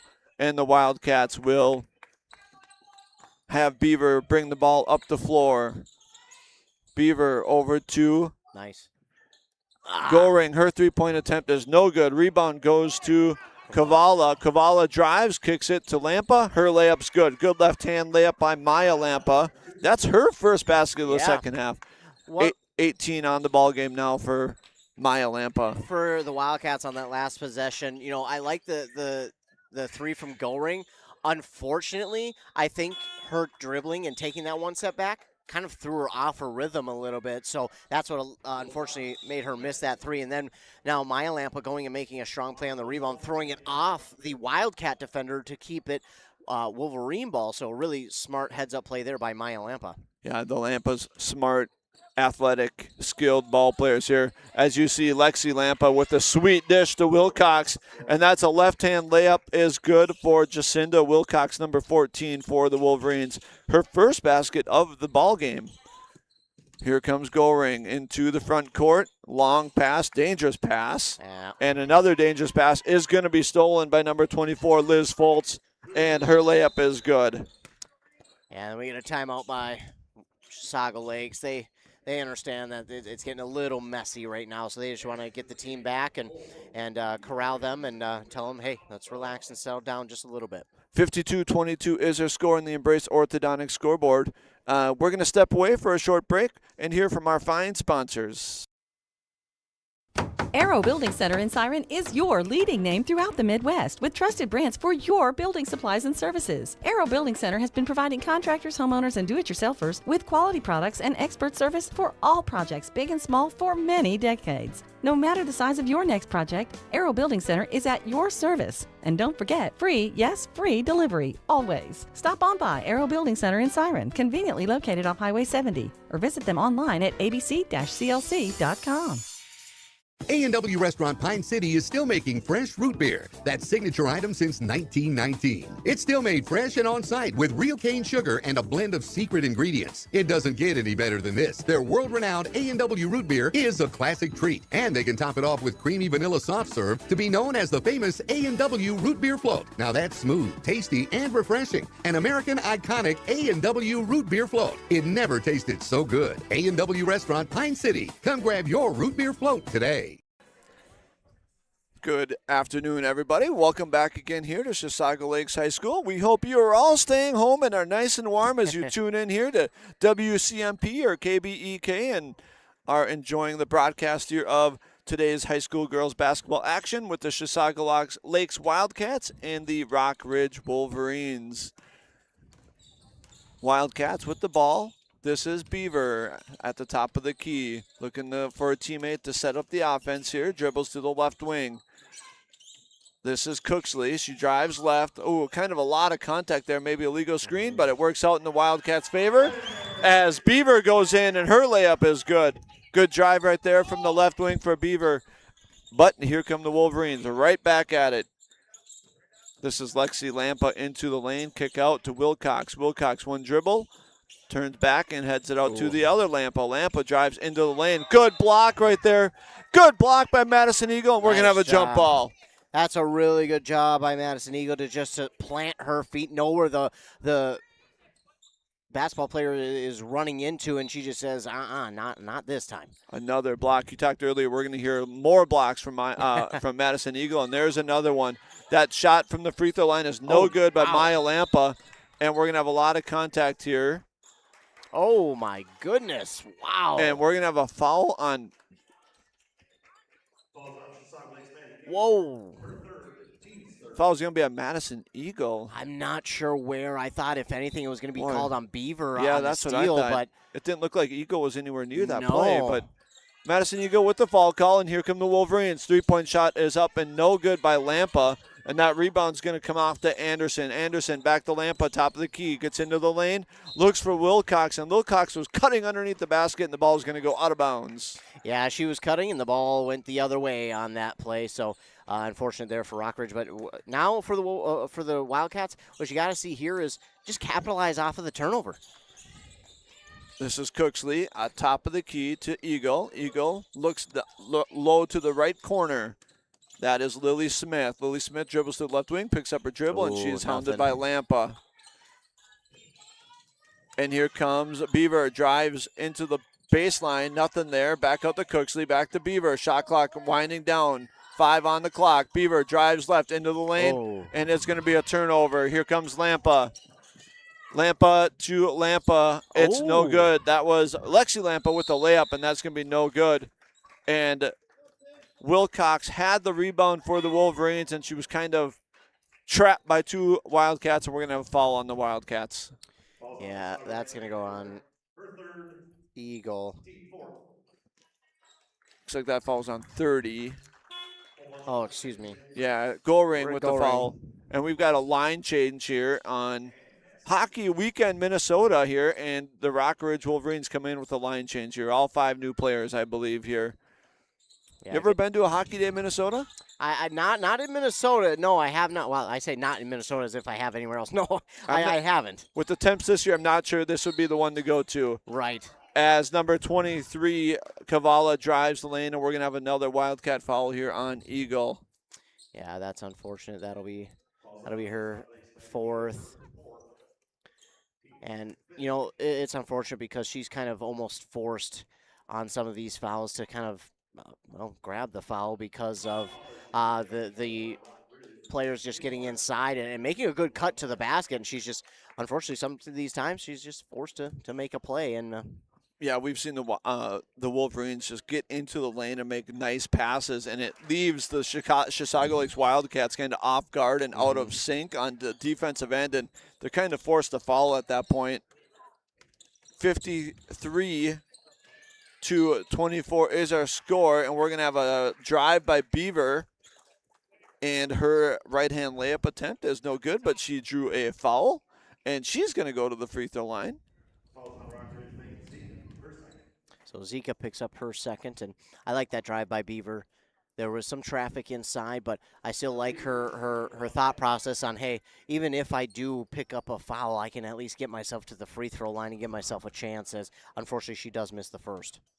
First free throw's no good. Second free throw's up, and it is just slowly rolls off the front of the rim, and the Wolverines gather the rebound. Here comes Zika for the Wolverines. She goes into the lane. Her right-hand layup, good finger roll, is no good.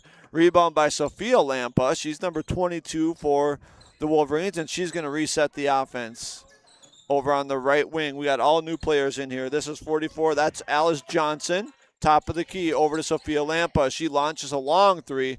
It's short, and it rolls right back to her. She tries to save it. She's going to be pushed out of bounds, and we're going to have a Wildcat foul. And that is going to be the 6th-team foul.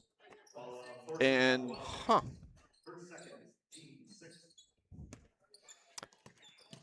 Wolverines inbound. This is Sophia Lampa in the front court now. This is Alice Johnson on the right wing. She had it taken away, knocked away. Here comes Claire Beaver. Good steal there by Claire Beaver, and again, need to capitalize off this turnover. She's got some subs in here, and she knows she can take the Rockridge bench to the basket as she drives. Nice little 9-foot bank shot goes in for Beaver. Good drive for Beaver. 53-26 is our score. This is Sophia Lampa on the right wing. It's going to be knocked away by Larson. She can't get it. Sophia Lampa goes and grabs it for the Wolverines. Over to Johnson, over to Zika on the left corner. She tries to go inside to Kavala. Kavala in the lane, passes it back out to Bo. Bo and the free throw line.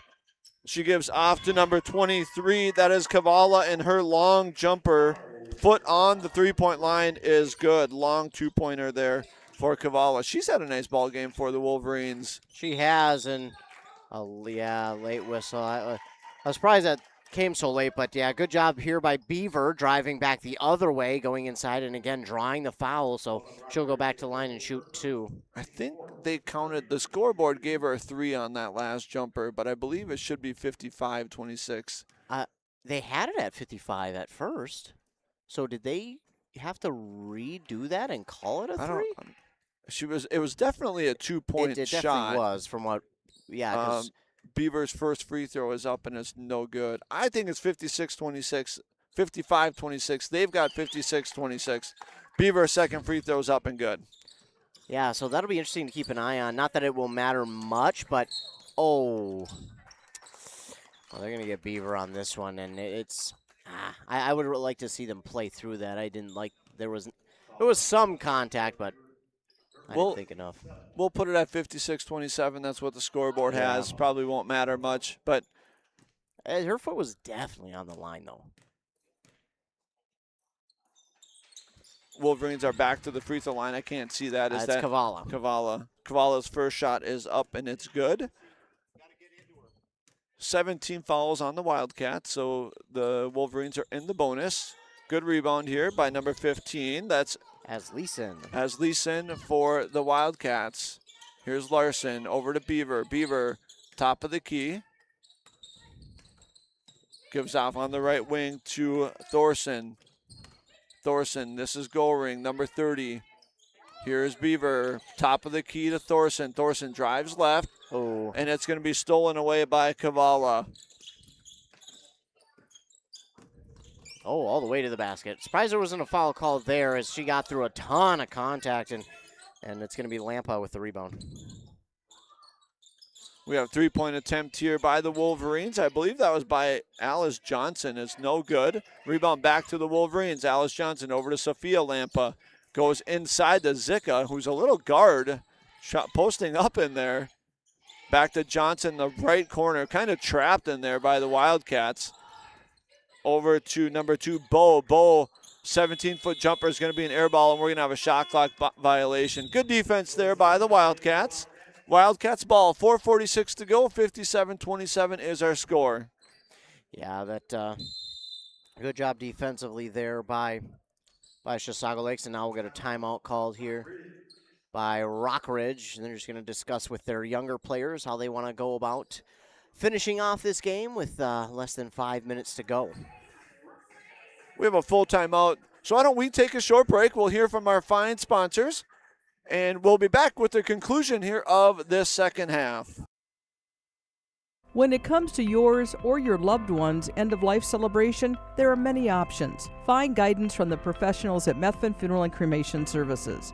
Church services, celebration of life services at one of their chapels, a ceremony in a park, or even cremation. Methvin has the resources to facilitate everything from start to finish. Methvin Funeral and Cremation in Mora, Hinckley, Sandstone, and Isle, or find them online at methvinfuneralhome.com, serving our community since 1912. Are you tired of spending your weekends on yard work? Central Outdoor Services in Pine City is your complete solution for all things outdoors. From perfectly manicured lawns to stunning landscaping and patio installations, we've got you covered. Need a boulder wall, some light dirt work, a fire pit, or even reliable snow removal in the winter? We do that too. Central Outdoor Services is here to give you back your free time so you can enjoy your yard instead of working on it. Visit centraloutdoormn.com to learn more or give us a call today. Welcome back in here to Chisago Lakes High School as 4:40 to go here in this ball game. Here are the Wildcats with the ball. Good drive right here by 23. That's Lily Smith. Her shot is up and it's good. Lily Smith for 2, her first basket of the game for the Wildcats. But here comes Sophia Lampa right back for the Wolverines. Alice Johnson to the left wing. Back to Johnson who cut. Good cut. Kavala for 2. It's an air ball. It's going to be out of bounds. Tipped out of bounds by Sophia Lampa, and it will be back to Wildcats. Yeah, nice job by Smith. Just, again, be aggressive in that lane and take it all the way to the basket, and then defensively there, caught a little bit of a break because Rockridge knocked it out on themselves. So now Chisago Lakes back again. Beaver, nice drive. Just can't convert on the layup. Good drive by Beaver. She's played a nice ball game here tonight for the Wildcats. And that pass from Zika inside to Kavala is going to go out of bounds. It'll be a turnover Wolverines, and it'll go back to the Wildcats. Yeah. Go ahead. No, I was just going to say if you're the Wolverines, what you want to just see here is less mistakes from your younger ladies here as they get into the game. You don't necessarily need to see them score a bunch here. Just make less mistakes. Here come the Wildcats. This is Thorson into the lane, and she's going to draw a foul, and she's going to go to the line for 2. Yeah, good drive there again by Thorson. I like the fact that they're being a little bit more aggressive on taking the basketball to the net, and they've drawn some fouls as of late. Yeah, Rockridge is averaging 68 points a ball game here, and they're at 57 right now as that first free throw attempt is up, and it's no good. Second free throw is up, and that one is good. 57-30 is our score. Wolverines break the Wildcat press. This is Zika being hounded by Beaver. This is Sophia Lampa. She looks to drive left, backs out, has it knocked away. Here's Zika on the right wing now.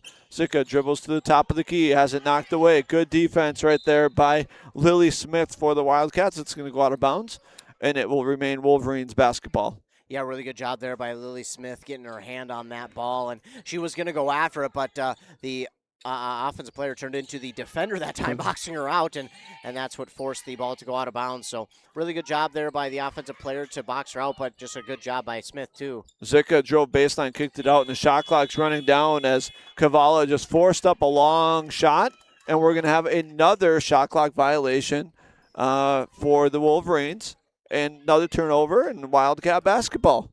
Yeah, it might be the backups in for Rockridge, but if you're Chisago Lakes, you're just happy to see your defense is making the plays it should with the backups in and getting some more points for yourselves offensively as Leeson will grab a rebound. Yeah, they're not giving up. Lily Smith's three-point attempt is no good. It's run down in the corner by Asleson as she goes in. Her layup attempt is no good. Good, pretty left-hand layup, and that's no good. Here come the Wolverines. Stolen away here. Again, this is Lily Smith with the steal. Gives it to Beaver on the right wing. I think I would have liked to see Beaver take that shot from three. Larson, good layup attempt is no good as they hound the press again and get another jump ball, and it will be Wildcat basketball.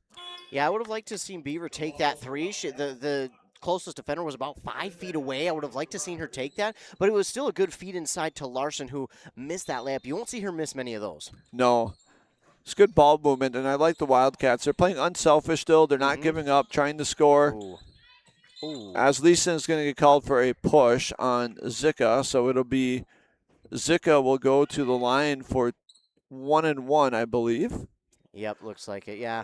That's unfortunate. She was just trying to fight for the ball, and unfortunately got a little too strong-handed. And I think there's a couple more slick spots out there, too. So I didn't think she got that hard into her. But, again, little slick spot. And unfortunately, that's what happens. Yeah, we have 2:13 to go here on the Embrace Orthodontics scoreboard. 57-30 is our score with the Rockridge Wolverines leading.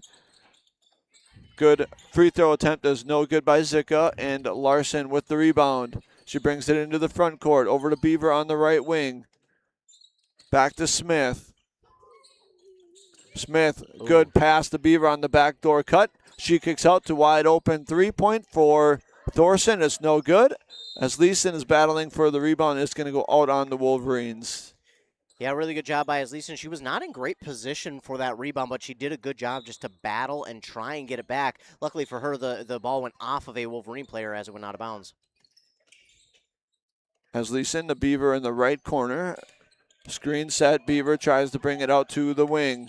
Beaver drives down the lane now. Good right-hand layup.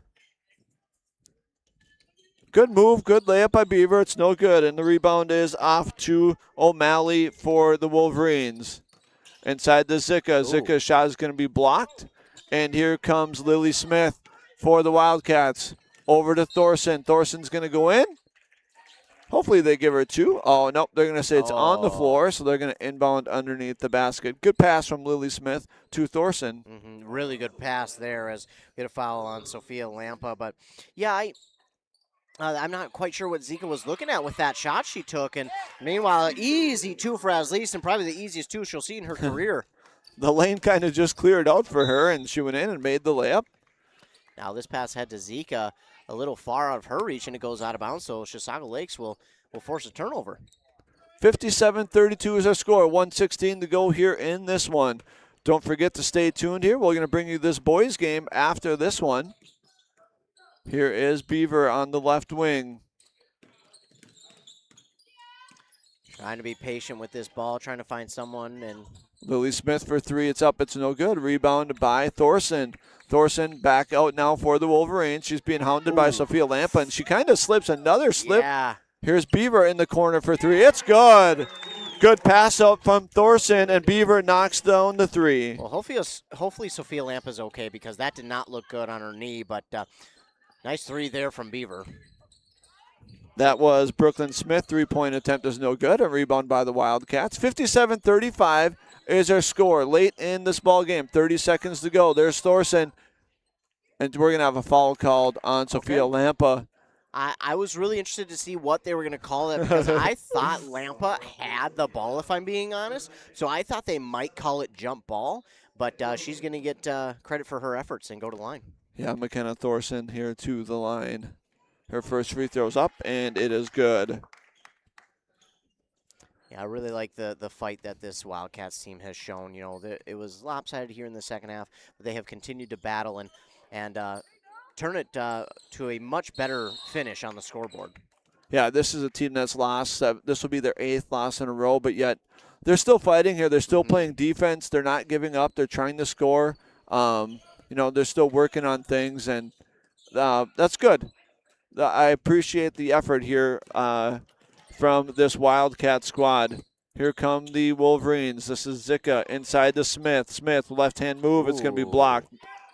And here comes Larson. Surprised she didn't get a foul there, but she must have got all the ball on that one. Thorson drives, looks inside to Asleason. She's going to put up a right-hand shot, and that's going to be a block there. And three-point shot is up, and it's no good. That was Lily Smith there with a three-point shot. It's no good. On the Embrace Orthodontics scoreboard, it's a final now. Rockridge Wolverines 57, Chisago Lakes Wildcats 36. We'll be back to discuss this ball game and preview the boys' game.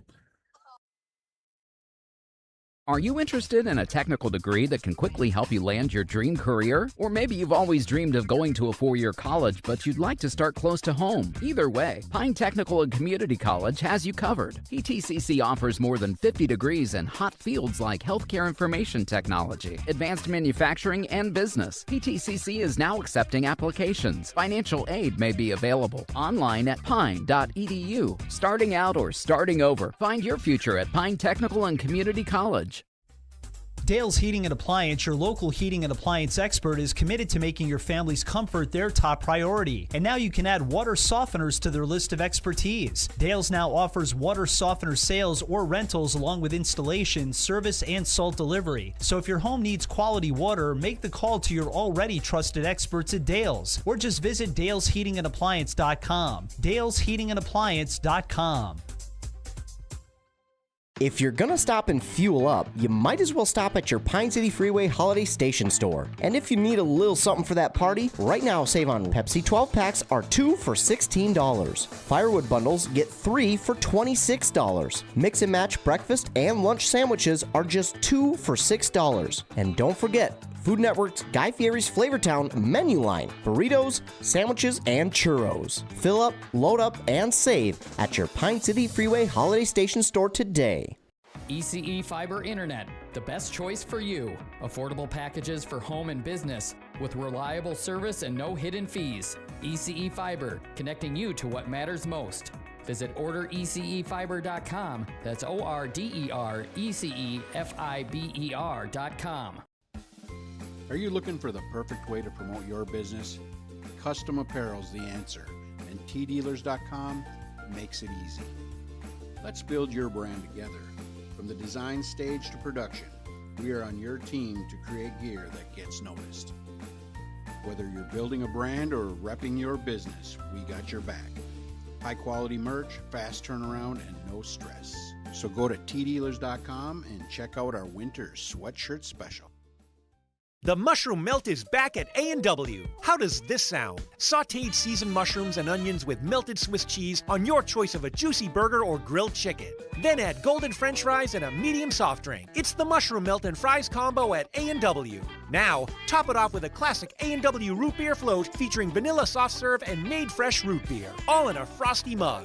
Or how about the A&W root beer freeze? Signature combos and delicious treats always at your local A&W restaurant in Pine City.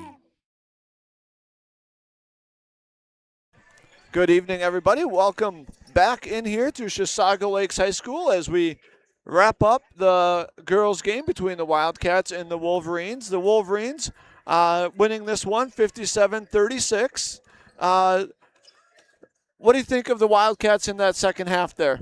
Yeah, they put on a strong performance in that second half. I know you and I were talking. It really didn't feel like they had only put up as few points as they did. It felt like they were a lot more on the board for them. But, no, they did a really good job of turning things around after that first half and getting themselves kind of at least some confidence going forward. Even though they did not win this one, they got themselves some confidence. They got a few wrinkles worked out, and they got themselves to know, hey, here's the things that we need to correct going forward, and here's some things that we do well that we can kind of get better at. So I thought they learned a little bit more about themselves, and they have lost now, unfortunately, 8 in a row, but this team is a lot better than what their record shows. Yeah, I just appreciated they played with heart, they played with effort in the second half. They did not give up.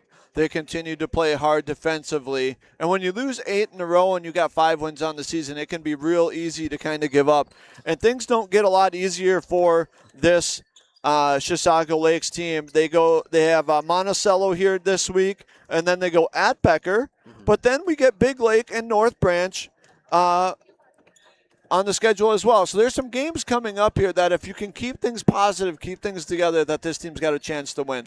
Yeah, you talk about Monticello and Becker. Those are two teams who are playing at the highest level right now. So those are two teams that maybe you won't beat, but you can learn from it, and you can see how and why they have been the top teams where they're at for so long. And then you go into those games against Big Lake and North Branch where you're looking at those. Now you look at every game as if you can win it, but you really, I think you look at those and go, okay, here's the two that we can win, and then maybe we get these 2 wins and start a run for ourselves. I think if they can get through Monticello and Becker with, one, healthy, I think that would be the biggest thing.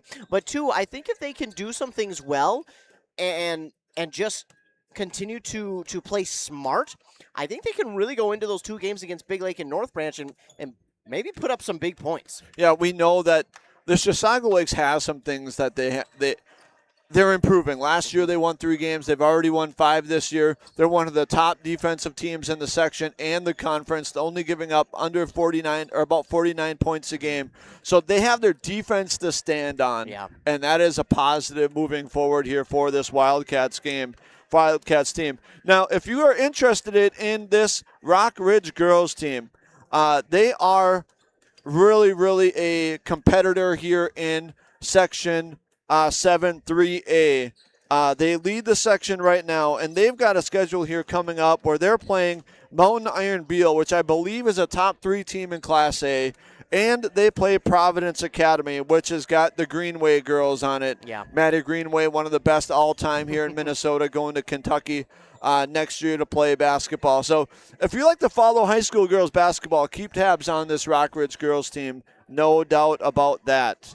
Yeah, they as we mentioned, the Lampa sisters, they're going to be playing elsewhere in the future as well. But yeah, they're a really good team. They've scheduled themselves some pretty tough teams as well, knowing, hey, if we want to get to that spot, we got to play teams who have been there and have won. So why not schedule those types of teams? And they have this year, and I'm really interested to see how well they play against them. Now they're 12-5 on the season, and those are 2 tough games, but those are also anybody's games going into them. Thank you to Pine City Pizza Pub for bringing us tonight's pizza or post-game show. Got to try that pizza of the month at Pizza Pub of Pine City. Always something unique and always delicious. Check out the Pizza Pub of Pine City Facebook page to find out what they are cooking. Again, you can always stay tuned to our morning shows where they're naming the Player of the Week now, brought to you by the Pine Insurance Agency Player of the Week. It was kind of fun that I was able to bring Addison Extell for the Mora girls team her shirt on a night she ended up scoring 27 points. Yeah, it's pretty cool that Pine Insurance Agency is sponsoring that Athlete of the Week here for the winter sports season. It has been a blessing to have them sponsor that and allow us to do that. And it's been awesome to talk to these coaches and let them know, hey, here's our Athlete of the Week and just what they have to say about the Athlete of the Week. Obviously, they're appreciative of the recognition, but just what they say about the athlete and how they say, yeah, she deserved, but here's what you may not know, and here's what may be kind of unsaid about the player, and it's really cool to get an inside look at what these coaches have to say. Plus, it's really cool to be able to feature these student athletes, not just on our morning shows, but on our social medias and see the attention that they rightfully so deserve. It has been such a blessing to be able to do this and haven't sponsored for it, but it's been just a blessing to be able to do this and go and watch these athletes play. I'm going to have Ethan run through the scores of this girls' game, and then we'll step away for a short break, and we will preview this boys game coming up because this is going to be a key one for potentially who can host a Section 7-3A game. So here's Ethan with the rundowns for the girls game. Yeah, so I'll go a little bit quick, but for Rockridge, Maya Lampa with 18, she finishes. Lexi Lampa 14. They didn't do too much in the second half, but didn't really need to. And then you had Will Cox with 2, 4 for Anderson. Kavala had 6, 4 for Foltz, 5 for Smith, and 3 for Sophia Lampa. For Chisago Lakes Wildcats, well, a bunch of players had 6 points, but it was Claire Beaver leading the team with 10. Then we had 6 for Asleason, Larson, Goring and Eagle, then 2 for Smith, Thorson, and Cooksley on the evening. So that is the stat leaders in points here for both of these squads. Ethan, I'm going to put you on the spot here a little bit here with WCMP, KBEK.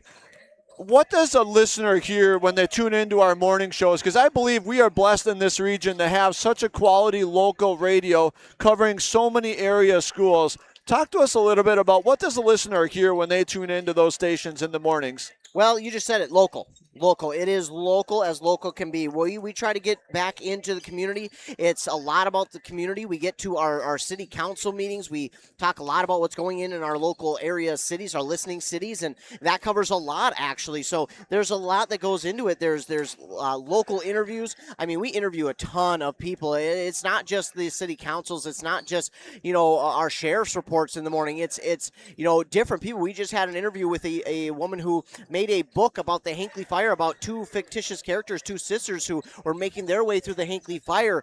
We talk with different teachers throughout the week.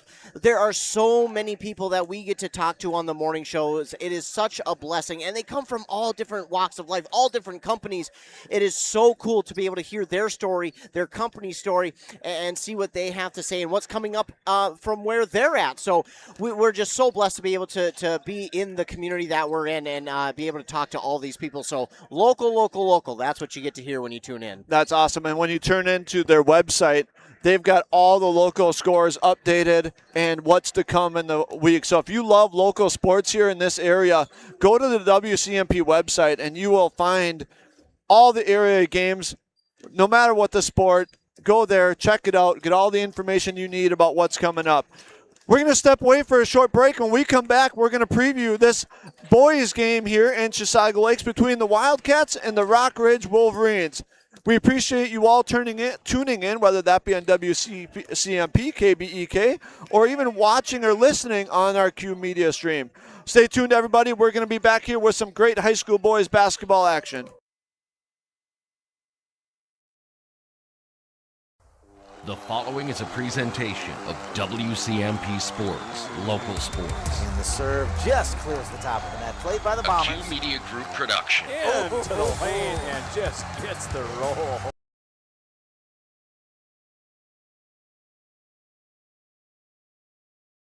The mushroom melt is back at A&W. How does this sound? Sautéed seasoned mushrooms and onions with melted Swiss cheese on your choice of a juicy burger or grilled chicken. Then add golden French fries and a medium soft drink. It's the mushroom melt and fries combo at A&W. Now, top it off with a classic A&W root beer float featuring vanilla soft serve and made fresh root beer, all in a frosty mug. Or how about the A&W root beer freeze? Signature combos and delicious treats always at your local A&W restaurant in Pine City. Mom's Parkside Cafe in Pine City proudly serves breakfast skillets, scratch-made buttermilk pancakes, famous big cookies, and bread pudding with homemade caramel sauce. Enjoy home-style hot sandwiches made with real mashed potatoes and gravy. Voted Pine County's best breakfast, best lunch, and best soup and salad. This quaint cafe is owner-operated with a small-town feel. Stir in family and a sprinkle of hard work to complete the recipe for this award-winning cafe. Order up! Mom's Parkside Cafe. Open Monday through Friday, 8 till 2, and weekends, 7 till 2. Your journey to smile with your forever starts at Embrace Orthodontics. The team at Embrace is committed to providing world-class care and a remarkable orthodontic experience. Choose between custom Light Force braces or Invisalign clear aligners with locations in Pine City, Lindstrom, and Cambridge, and a plan to fit your budget, whether you have insurance or not. Embrace Orthodontics will make your smile journey comfortable, convenient, and customized just for you. Visit EmbraceMN.com today to find out how to set up your free exam. EmbraceMN.com. Embrace Orthodontics. A smile you will embrace forever. Dale's Heating and Appliance, your local heating and appliance expert, is committed to making your family's comfort their top priority. And now you can add water softeners to their list of expertise. Dale's now offers water softener sales or rentals along with installation, service, and salt delivery. So if your home needs quality water, make the call to your already trusted experts at Dale's, or just visit dalesheatingandappliance.com. dalesheatingandappliance.com. When it comes to yours or your loved one's end-of-life celebration, there are many options. Find guidance from the professionals at Methvin Funeral and Cremation Services. Church services, celebration of life services at one of their chapels, a ceremony in a park, or even cremation. Methvin has the resources to facilitate everything from start to finish. Methvin Funeral and Cremation in Mora, Hinckley, Sandstone, and Isle, or find them online at methvinfuneralhome.com, serving our community since 1912.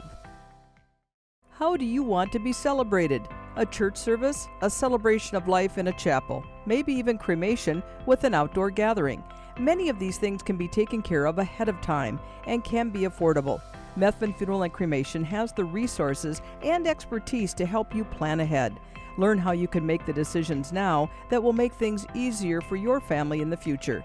Methvin Funeral and Cremation in Mora, Hinckley, Isle, and Sandstone, or find them online at methvinfuneralhome.com. Arrowhead Transit, your community, your ride. Arrowhead Transit is proud to support this station and bring you reliable public transportation in your community. Whether you need to get to work, school, or the doctor's office, our friendly drivers and comfortable buses are here to serve you. We're committed to connecting communities and making transportation accessible for everyone. Arrowhead Transit is your community partner in getting around. Arrowhead Transit is a supporting sponsor of the station and is dedicated to supporting our local communities. Need a prescription or medication advice? Wellia Health's community pharmacies in Mora and Pine City are open Monday through Friday from 8:30 a.m. to 6 p.m. and on Saturdays from 8 a.m. to 1:30 p.m. Our friendly pharmacists are here to answer your questions and to help with prescription transfers. Call us at Pine City 320-322-5141 or Mora 320-679-3999 or visit welliahealth.org. Are you ready to get back to doing what you love? Whether it's recovering from an injury or preventing one, Wellia Health Sports Medicine Team is here to help. From kids to adults, we specialize in treating sports injuries, including concussions. We're here to get you back to peak performance. Call us today at 320-679-1313 or schedule an appointment through MyChart. Visit welliahealth.org. Hey there, Brad from Lee's Pro Shop here. Are you ready to show off that school pride? Lee's Pro Shop is your official letter jacket supplier, and we're here to help you celebrate every touchdown, goal, and win. We got everything you need to create a perfect letter jacket that tells your story. And for a limited time, when you come in and mention this radio ad, you get $10 off your letter jacket. That's right, $10 off. So come in, let's start to tell your story. Lee's Pro Shop, where the passion for sports begins. Your journey to a smile you'll love forever starts at Embrace Orthodontics. The team at Embrace is committed to providing world-class care and a remarkable orthodontic experience. Choose between custom Light Force braces or Invisalign clear aligners. With locations in Pine City, Lindstrom, and Cambridge, and a plan to fit your budget whether you have insurance or not. Embrace Orthodontics will make your smile journey comfortable, convenient, and customized just for you. Visit EmbraceMN.com today to find out how to set up your free exam. EmbraceMN.com. Embrace Orthodontics. A smile you'll embrace forever. If you're gonna stop and fuel up, you might as well stop at your Pine City Freeway Holiday Station store. And if you need a little something for that party, right now save on Rice Krispie Sheet Treat, just $14.99. Sweet Chaos Drizzled Popcorn are just $2 for $8. Snack Time Frosted Pretzels only $5.99 each. Ghirardelli Milk Chocolate Snowmen are just $7.99. And Shirley Temple 7-Up 12-packs, 2 for $12. Fill up, load up, and save at your Pine City Freeway Holiday Station store today. If you're gonna stop and fuel up, you might as well stop at your Pine City Freeway Holiday Station store. And if you need a little something for that party, right now save on Pepsi 12 packs are 2 for $16. Firewood bundles get 3 for $26. Mix and match breakfast and lunch sandwiches are just 2 for $6. And don't forget, Food Network's Guy Fieri's Flavortown menu line, burritos, sandwiches, and churros. Fill up, load up, and save at your Pine City Freeway Holiday Station store today. A&W Restaurant Pine City is still making fresh root beer, that signature item since 1919. It's still made fresh and on-site with real cane sugar and a blend of secret ingredients. It doesn't get any better than this. Their world-renowned A&W root beer is a classic treat, and they can top it off with creamy vanilla soft serve to be known as the famous A&W root beer float. Now that's smooth, tasty, and refreshing. An American iconic A&W root beer float. It never tasted so good. A&W Restaurant Pine City. Come grab your root beer float today. Arrow Building Center in Siren is your leading name throughout the Midwest with trusted brands for your building supplies and services. Arrow Building Center has been providing contractors, homeowners, and do-it-yourselfers with quality products and expert service for all projects, big and small, for many decades. No matter the size of your next project, Arrow Building Center is at your service. And don't forget, free, yes, free delivery, always. Stop on by Arrow Building Center in Siren, conveniently located off Highway 70, or visit them online at abc-clc.com. Are you tired of spending your weekends on yard work? Central Outdoor Services in Pine City is your complete solution for all things outdoors. From perfectly manicured lawns to stunning landscaping and patio installations, we've got you covered. Need a boulder wall, some light dirt work, a fire pit, or even reliable snow removal in the winter? We do that too. Central Outdoor Services is here to give you back your free time so you can enjoy your yard instead of working on it. Visit centraloutdoormn.com to learn more or give us a call today.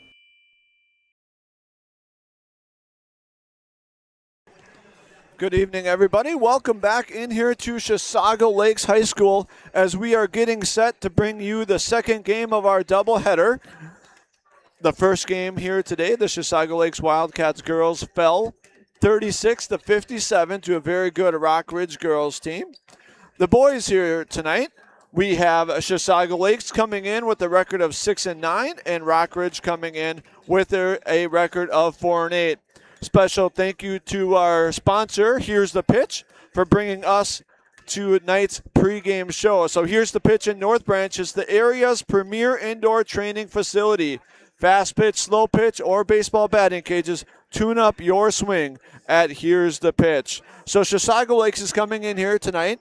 They've won 4 out of the last 5. The last game they fell in a close ball game to Chisago Lakes. You've seen them before, Ethan. What have you seen from the Wildcats? Yeah, the Wildcats do a really good job. Now, their points per game won't show it, but this offense can really be dangerous, and they can really get it done. They like to move the ball quite fast, and what they are is they are a fast team. I talked about it on Tuesday in their doubleheader with Cambridge Isani. The boys played second, and that game went into overtime. Cambridge Isani controlled the first half, but Chisago Lakes came out in the second half, and they were just like, you know what, we're the faster team. Let's push the pace. They did that. Cambridge Isani didn't have an answer for quite a while. Chisago Lakes was able to erase that 12-point deficit, come all the way back, take the lead. And although the lead wasn't much for Chisago Lakes, it felt like it was an enormous mountain to overcome for Cambridge Isani. Cambridge Isani did just enough to overcome that and send it to overtime. But what really sent it to overtime actually was the fact that Cambridge Isani came back, hit 2 free throws to send it to 3, and Cohenhoven, their leading scorer, hit a massive buzzer beater to send that game into overtime. And if there's one young man that you're looking at as a clutch guy, it is him. He has done a really good job. But again, they have struggled a little bit with stronger defenses, and you can kind of see that with their offense struggling a little bit this year. They're, again, not too far removed from a state tournament run a couple of years ago where they were this best team in this section, and they are not too far removed from that. They've still got some players on the team from that roster, and a couple of guys who got some playing time from that team. And Cohenhoven is one of them. Underhill's another one of them. So those guys have experience with that type, but it's just been the other pieces around them that are starting to get the hang of things. And again, they're a really fast team, but can they play fast and under control? I think will be one of the big keys here tonight, is if they can do both. Yeah, they're definitely playing here with confidence tonight. Like I said, winning 4 out of the last 5. You talked about Cohenhoven. He's the leading scorer. He comes into the game averaging 16 points per game. Underhill's averaging 15. And Betts comes in as the third leading scorer with 11 points per game. This Chisago Lakes Wildcat team is currently ranked 5th in the conference. They're 4-5 in the conference. Like we said, 6-9 overall. They are scoring about 64 points a game, and they're giving up 71 points a game. You and I talked a little bit about how important this game is for the Section 7-3A standings. Yeah, it's very important because a win here today could, push you into a spot where you're going to keep or get a home playoff game. And yeah, I know it's weird to be talking about it already, but we're getting down to the end of the season, believe it or not. So, the winner of this one is going to put themselves in a really good spot. If you're Chisago Lakes, in a much better spot, because if they were to win, it's not going to lock them for sure into a home playoff spot yet, but it goes a long way in getting them there. For Rockridge, it puts them in a spot where if they can get a few more section wins and up that QRF, they're going to have a chance to have a home playoff opportunity. So both these teams playing for really at this point what could wind up being a home playoff opportunity once these section playoffs do start right at the end of this month, or in the end of next month, in the beginning of March. So it is going to come down to maybe the last couple games for these two teams, but it starts tonight. That really kind of determines who could wind up taking either that last seed or the second to last seed of getting a home playoff game. Yeah, you look at the Section 7-3A standings right now. Grand Rapids is on top. Grand Rapids is 4-0 in the section. They're 12-3 overall. Denfeld is second right now. They're 5-1 in the section, 9-5 overall. Hibbing is third. They're 5-1 and 12-4. So those three have kind of separated themselves a little bit. And then you have Chisago Lakes. Chisago comes in here tonight, 2-2 in the section and 6-9 overall. Then is Cloquet, who's 2-4 and 6-8 in the overall. And then is Rockridge at 1-3, 4-8.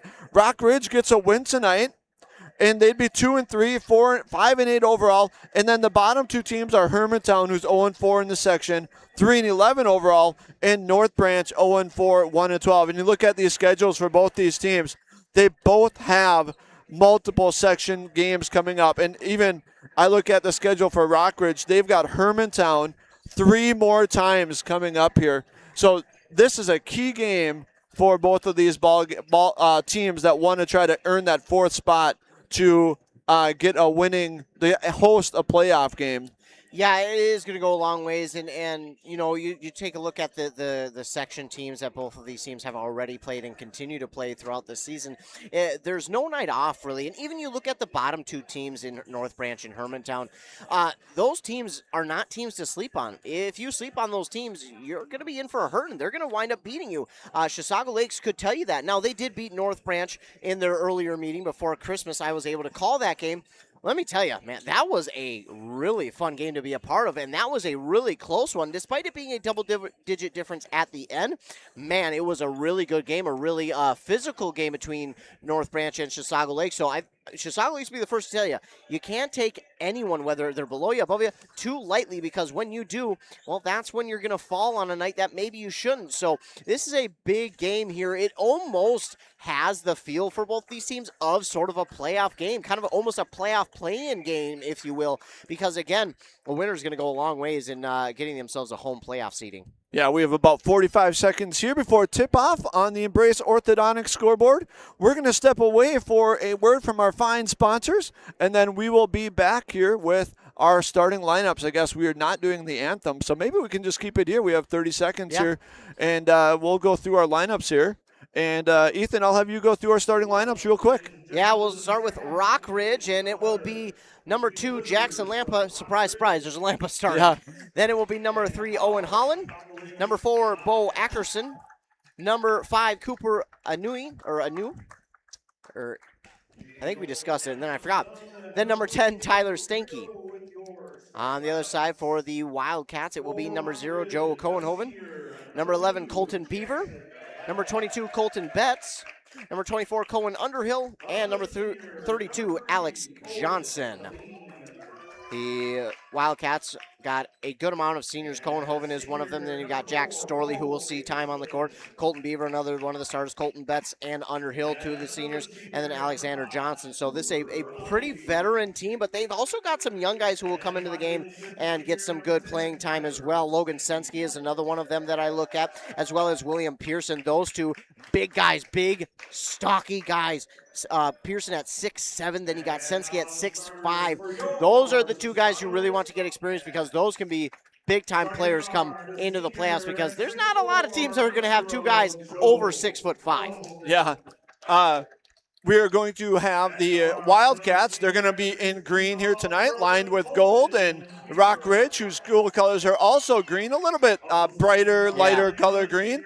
Their uniforms they're going to be wearing the whites tonight with green trim. And again, the Wildcats coming in here tonight with a record of 6-9, and the Rock Ridge Wolverines coming in with a record of 4-8. Currently in the section standings, Chisago Lakes would be hosting with the 4 seed, and Rock Ridge currently would be the 6 seed. So again, this is a very important game here. We got a 5:30 tip, so kids are off their routine, off their schedule, so we'll see how these teams come out here and handle like being out of routine here to start this ball game. I don't know about these two schools, but I'm assuming much like the rest of the state of Minnesota, they probably didn't have school today either, so it definitely does throw things off a little bit. So it'll be interesting to see. We seen in the first game, Rockridge did not, the trip down did not bother them at all. No, here goes Cohenhoven. Wildcats win the tip. He looks inside, number 11. That basket by Beaver is up and good. Assist Cohenhoven, basket Beaver, and we are off and running here for the second game of our doubleheader. Well, shouldn't that be the opposite way? Beaver's the leading assist guy and Cohenhoven the leading scorer, but they go opposite for that one. They'll take it any way they can get it. Shot attempt by Ackerson is no good. Rebound again by the Wolverines, and the shot is up and it goes out of bounds. It'll be Wildcat basketball. 17:32 here early in this one. Thank you all for tuning in here on this cold day. Hopefully you are warm in front of a fireplace with some hot chocolate. Listening to Ethan Game Day Gilman and myself, I'm Chris Gable. Thank you for tuning in. Here's Cohenhoven. Looks inside. That's Johnson. He goes up and he's going to draw the foul. Definite mismatch inside there for the Wildcats. Well, Alex Johnson stands at 6'4", and he is all of that, maybe more. But he will draw the foul there on Jackson Lampa. So the first foul on them, and they'll try and go up by 4. First free throw's up, and it is no good. 2-0 on the Embrace Orthodontic scoreboard. Wildcats with the lead. If you didn't tune in to our girls' game here, the Rockridge girls defeated Chisago 57-36. Second free throw is no good. Cohenhoven had the rebound. It was knocked away by Lampa. And you heard us talk about a surprise of Lampa starting. The girls were led by 2 Lampas that had 28 points combined in that girls' game. Good ball players. And here's Jackson Lampa for 3. As we talk about the Lampas, Lampa for 3, it's good. Well, not a surprise that we see a Lampa hit from long range. We should have learned that from the first game. But, yeah, he hit it and really just Wildcats fell behind the play. Beaver gives off to Underhill. His three-point attempt from the right wing is no good. Rebound goes to the Wildcats. That's a drive there by Cohenhoven from the right corner. His basket is up and good. Good drive there by Cohenhoven. Meanwhile, Beaver inside. He lost his step, but good job getting back and knocking that ball out of the hands of the player Holland. This is number 3, Halley. His shot is up, no good. Rebound goes to Johnson. Here come the Wildcats. This is Betts to the right corner to Cohenhoven. Back out to Betts, looking to reset here. Looking for the calling from Coach Terhar. And Betts over to Beaver on the left corner. To the left corner, that's Underhill. Looks inside, back kick out here is Betts for 3. It's good. Well, that was a really good job by Chisago Lakes, just being patient on that offensive possession, because there were certainly a couple of plays that they could have had, but they were patient instead, and they waited. Meanwhile, we get a block here from Cohenhoven. Good ball movement there by the Wildcats. Here come the Wolverines. They're going to inbound underneath their own basket.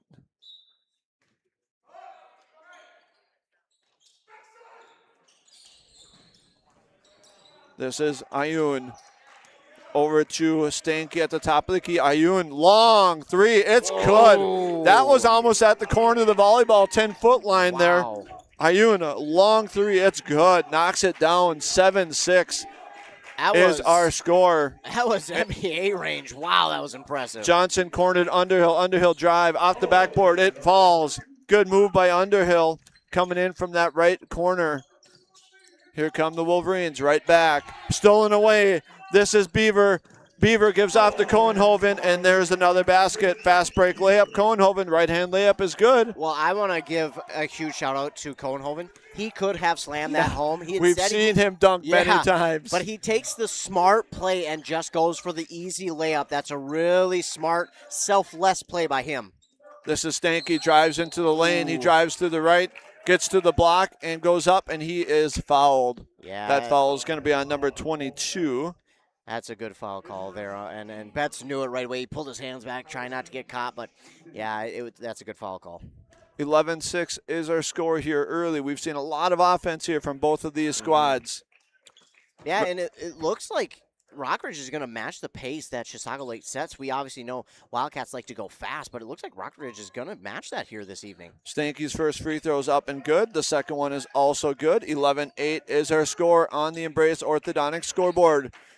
Here on this cold evening here. Here come the Wildcats. Beaver, scored pass to Cohenhoven. Cohenhoven tries to get inside to Underhill, and it's stolen away by the Wolverines. And the Wolverines on the drive. This is 10, Stanky. His runner baseline is off, no good. Rebound Cohenhoven. Cohenhoven pushing the pace. And a lot of contact there, and we're going to have a body foul on the Wolverines. And that's going to go against Helene. Yeah, Cohenhoven just a really good job flying up the court. We know that he's fast, and with that, we're going to see two subs. It looks like it'll be Jack Storley and Logan Sensky into the game for the Chisago Lakes Wildcats. Wildcats inbounds in front of the Rockridge bench. This is Beaver on the left wing. It looks inside Cohenhoven, high post, gets it knocked away, stolen away. It's just not really open, trying to force that pass into Cohenhoven there. And here come the Wolverines. This is Hallie, number 3, dribbles to the top of the key, picks up his dribble, back to Ackerson. He tries to drive. One thing we've seen from this Wolverine team is they really want to try to drive from the top of the key to get into the lane. Yeah, they do like to do that, and the reason they like to do that is because they're so quick. They get the ball, and then they're so quick into the lane, so that's why they know they can do it and have success. And sometimes it's a mismatch, but sometimes the defense gets there, and then they're in a little bit of trouble. Ayun drove to the right, looked inside the Lampa, and his layup is good. Good pass, but there, Lampa's layup is good. Here come the Wildcats right back. This is Underhill, drives, and he is going to be called for a charge. Good defense there by Bo Ackerson taking the charge, and we're going to have that charge on Underhill. That was a late whistle. Yeah, it was. He ran him over, and then the play continued. Then we got a steal, and they nearly threw it up court. And then the whistle came, but it is the right call. Hallie gives off to Stanky on the right wing. Back to, I believe that's Lampa. His three is good. Oh, my And we're going to have a foul. We're going to count the bucket there. Oof. That's going to give him a chance at a 4-point play. Excuse me, that was Ayun. Cooper Ayun. What do we got here? They counted as a... So we're going to count the bucket for Cooper Ayun. That's his second three-pointer already, I believe. So they're going to say that that foul was after the shot, so we're not going to have a 4-point play. But the Wolverines are going to inbounds here from the sideline next to the Wildcat bench. So here come the Wolverines. This is Ackerson over to Hallie. Hallie drives into the lane, does a little stutter step, and he's going to get called for the travel. Yeah, that's a really good recognition there by the referee, noticing that, because through all that traffic, you might not have seen it, but yes, that is the correct call on the travel that time. And I was just about to say, you know, that foul not being on the shot might have almost hurt the Wildcats more, because they could have got one extra point, but luckily they did not. Here's Underhill. His shot from 7 feet baseline's no good. Good job in there fighting for that rebound is Sensky. Out to Cohenhoven. Cohenhoven, his shot is good from the right corner, and that's a three-pointer. Well, he got a friendly and bounce that's and a good. half. Very friendly bounce. 14-13 is their score, and the phone was ringing, and Stanky answered it with a three-pointer for the Wolverines.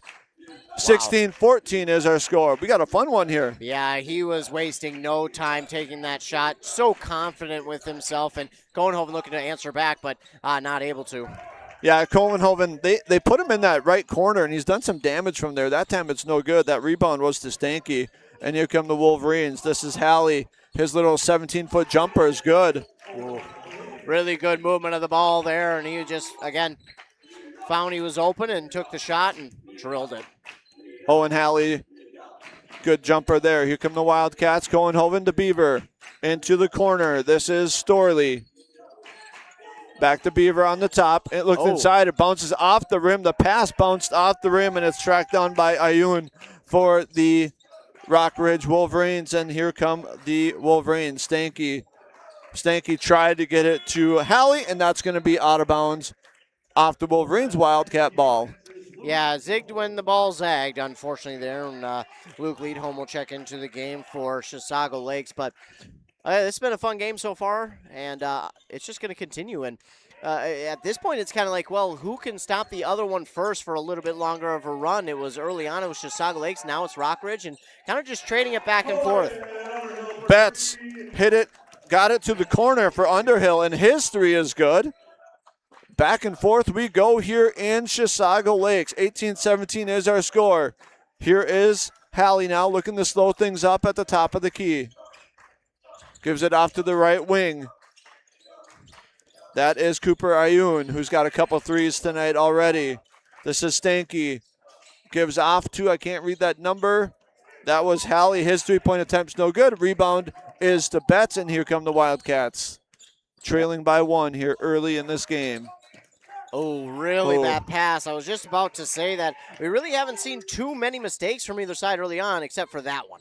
Yeah, bad pass by Underhill, and the Wolverines are on the run. Oh, man. Good passing underneath. Good pass from Halley to Ackerson, and that his first bucket of the game. 20-17 is our score now. Really good play call, and then really good execution of the play call there by Rockridge. Just great movement of the ball. Betts for three, and he drills it. Betts for three.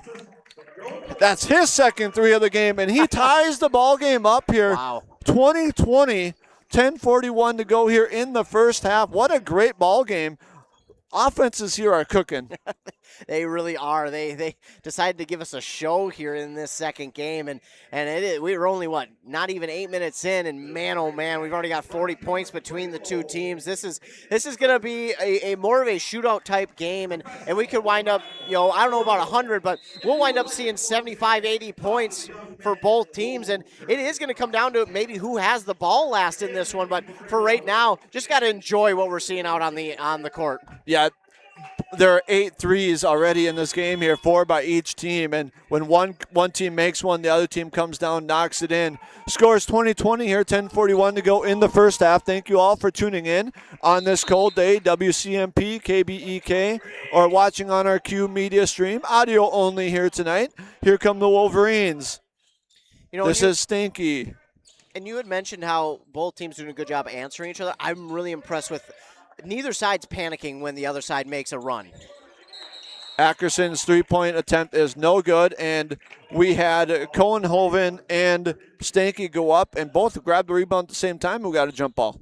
Yeah, really good job by both players. I mean, you talk about the grip strength for both players. They've been working out, and I thought one of them was going to get it. No, they did a really good job of holding on to that. Stanky on the right wing, one dribble, kicks out. This is Ayun. He dribbles back to the middle, settles for an 18-foot jump shot. It's no good. Ooh. And we have a Wolverine sneaking in and grabbing that rebound away from 2 Wildcats. And we got another jump ball. That was Lampa sneaking in, forcing a jump ball.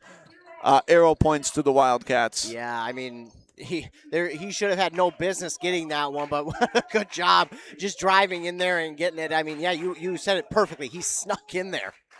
Here come the Wildcats. This is Ledholm into the game, trying to go inside to Sensky. He is able to get it.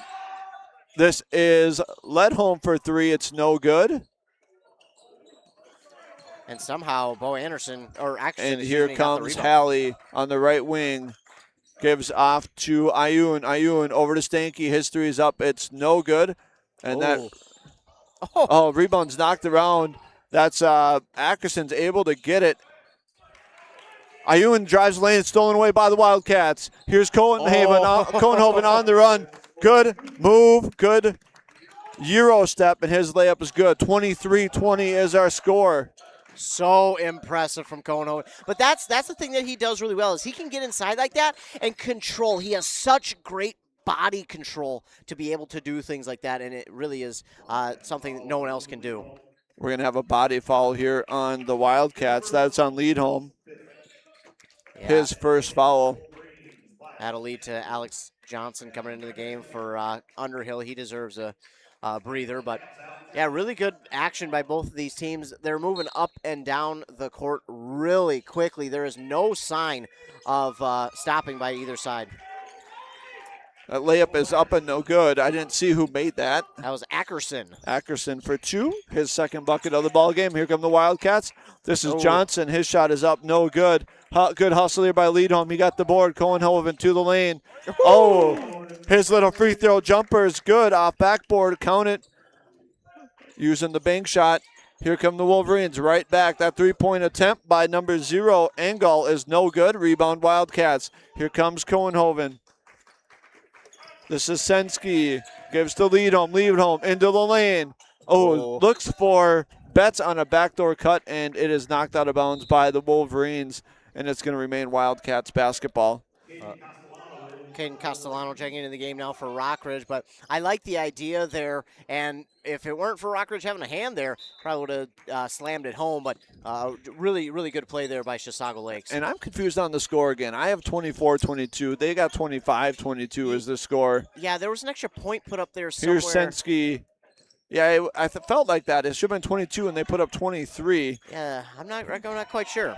Hallie drives the lane. It's stolen away by Leadholm. Good defense here. Good minutes for Leadholm off the bench. Here's Betts on the right wing. Back to Leadholm, top of the key. Gets a screen from Johnson, and the ball's rolling on the ground. And it's going to be picked up by Bo Ackerson, who looks like a linebacker. Yeah, I mean, him and there was one other player, too, that are in this game. I think it's Ayun, who both, I mean, are just they are three-point attempt from Wyatt Cantor is no good. Rebound back out to the Wolverines. Here's Hallie, drives the lane. And he's going to be fouled by Sensky. Yeah, and it's him who looks like the other linebacker or running back out there. I mean, those two, man, they do not skip leg day. That is for sure. We got some subs into the game. Number 15 is into the game, Castellano for the Rockridge. He attempted a 3 and missed earlier, along with Beckett. Engel was in the ball game earlier. Let's see, now who do we got here? Number 24. Yeah, Tollefson is into the game here. Looks like Wyatt Cantor is also in. Rockridge inbounding underneath their own basket. Kind of a 1-4 set here, out of bounds play. This is Engel on the left wing. He gives off to Ayun. Back to Engel. Engel for 3 from the right wing. It's an air ball, and number 24, Tollefson, grabbed the board and lost it. And it's Wildcat basketball. Here comes Betts. Kind of slowing things down here. Yeah, over to Beaver. Beaver into the lane. The lane cleared for him, and he took it. The ball was all but down, and it rolls out. And here come the Rockridge Wolverines. This is Cantor. Gives off to 15. That is Castellano. Back to Ayun.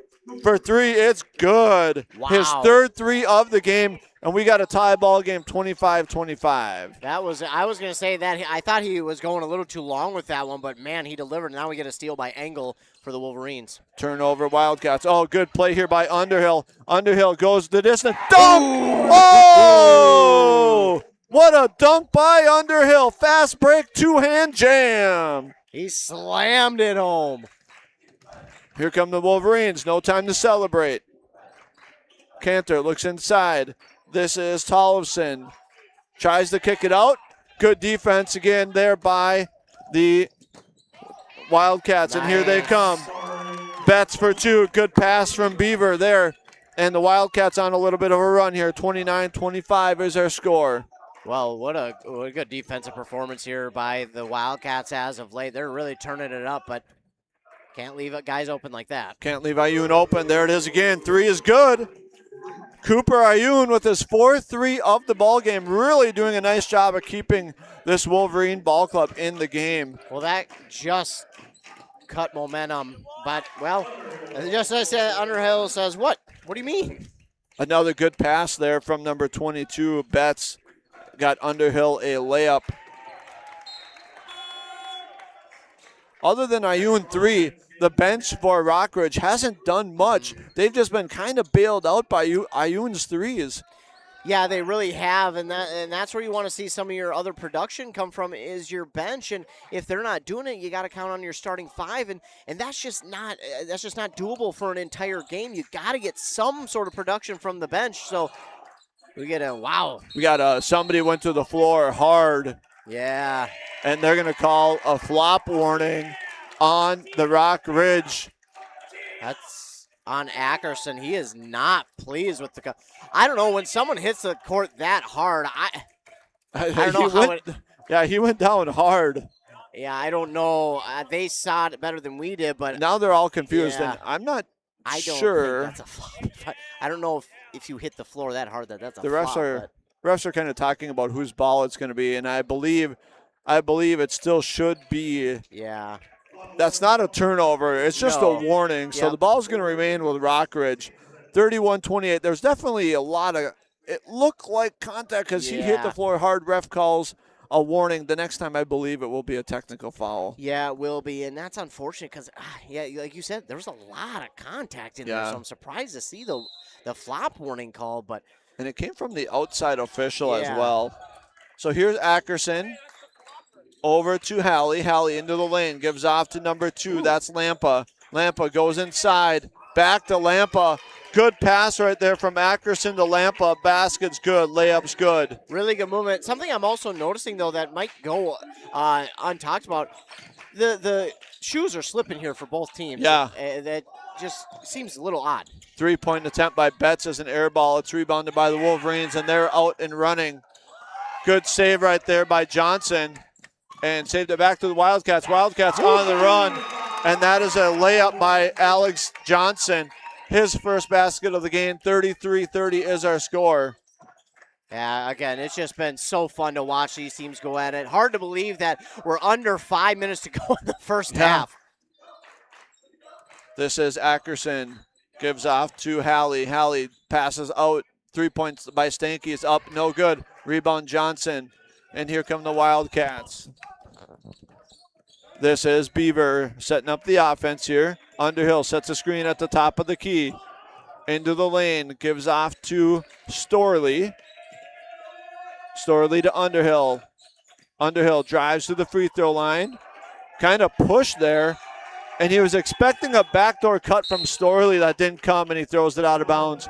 Turnover Wildcats as Cohenhoven comes back into the game for the Wildcats. I was just about to say, we haven't seen Cohenhoven in a while, and I wonder when we'll see him again. But here he comes, and he was kind of the difference maker to begin this first half. And let's see if he can't turn the heat back up for this offense. Here come the Wolverines. This is Hallie. Hallie's 3-point attempt is good.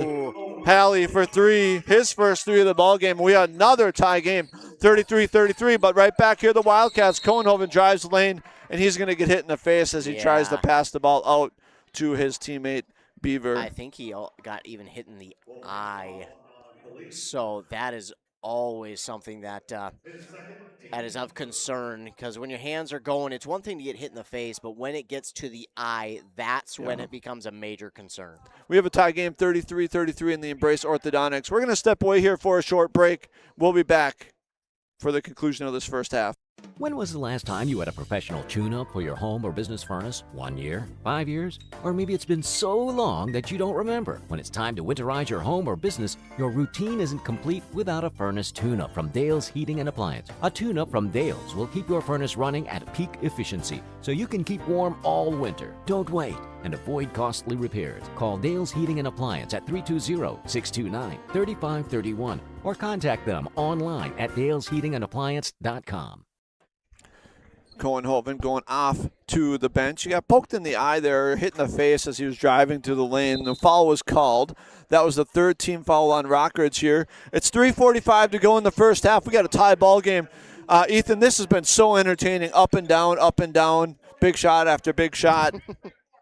Yeah, it's been so much fun to watch, and both of these teams, again, we haven't seen really too many egregious mistakes by either side, and even if we have, they've done a really good job to come back and make up for it with a 3 or with a nice couple-point run. But, yeah, both teams just doing a really good job competing here this evening and not giving an inch on either side. And, again, another example of that there is the jump ball by both of those players. Again, just really not willing to relinquish it to the other. Yeah, Underhill missed the 3, and we had a Wildcat and a Wolverine go for a jump ball there after that rebound, and arrow points Wolverines. Here comes Wolverines. This is Ackerson. He is a big boy in the lane.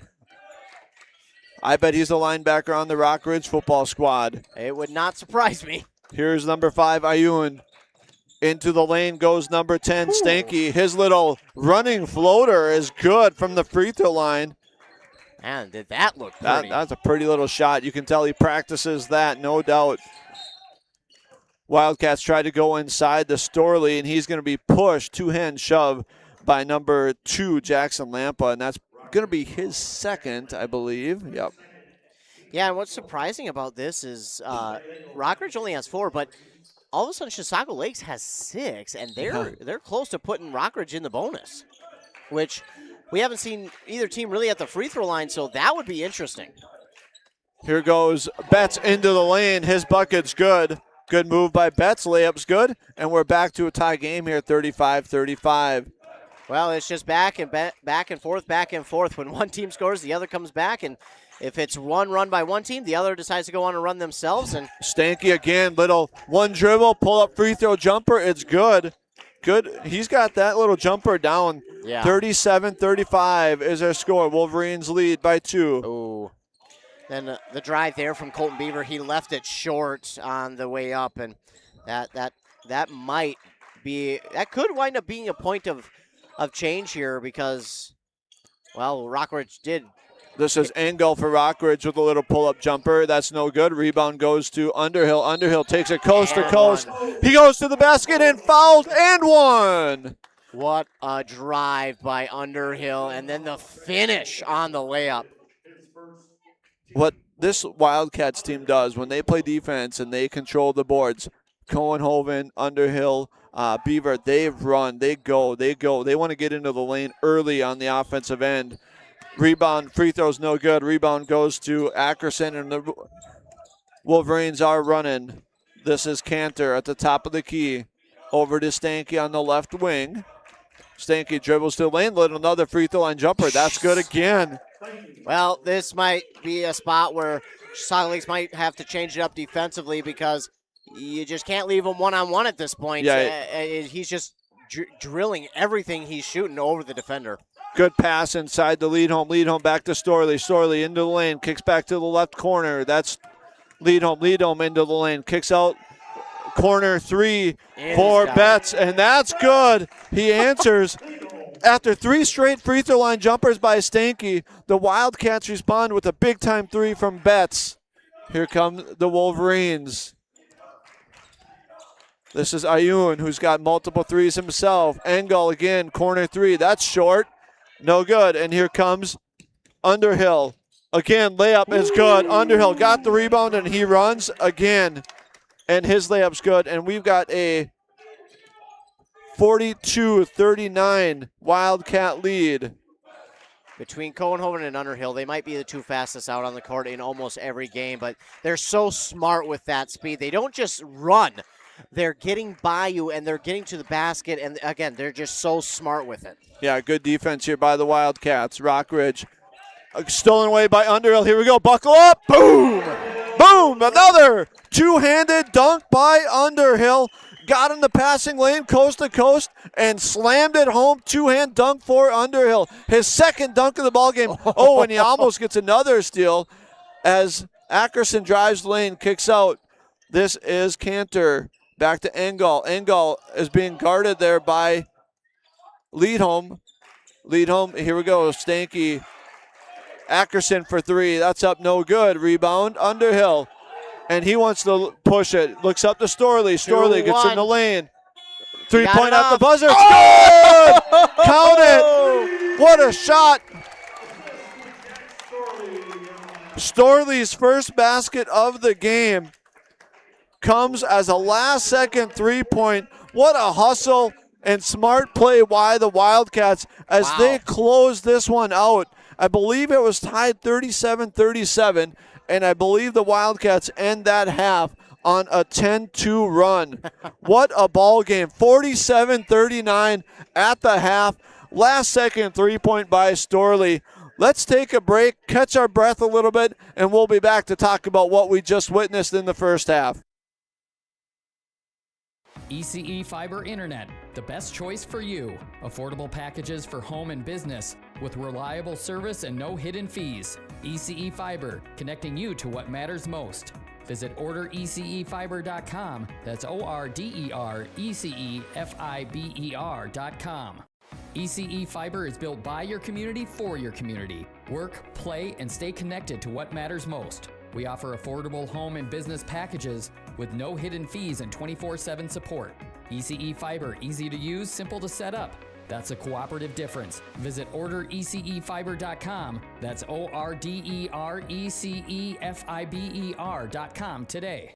Stay connected with ECE Fiber. Get fast, reliable internet for your work from home needs. No more lag during virtual meetings. Manage your account easily with the ECE Fiber mobile app. ECE Fiber, simple, local, reliable.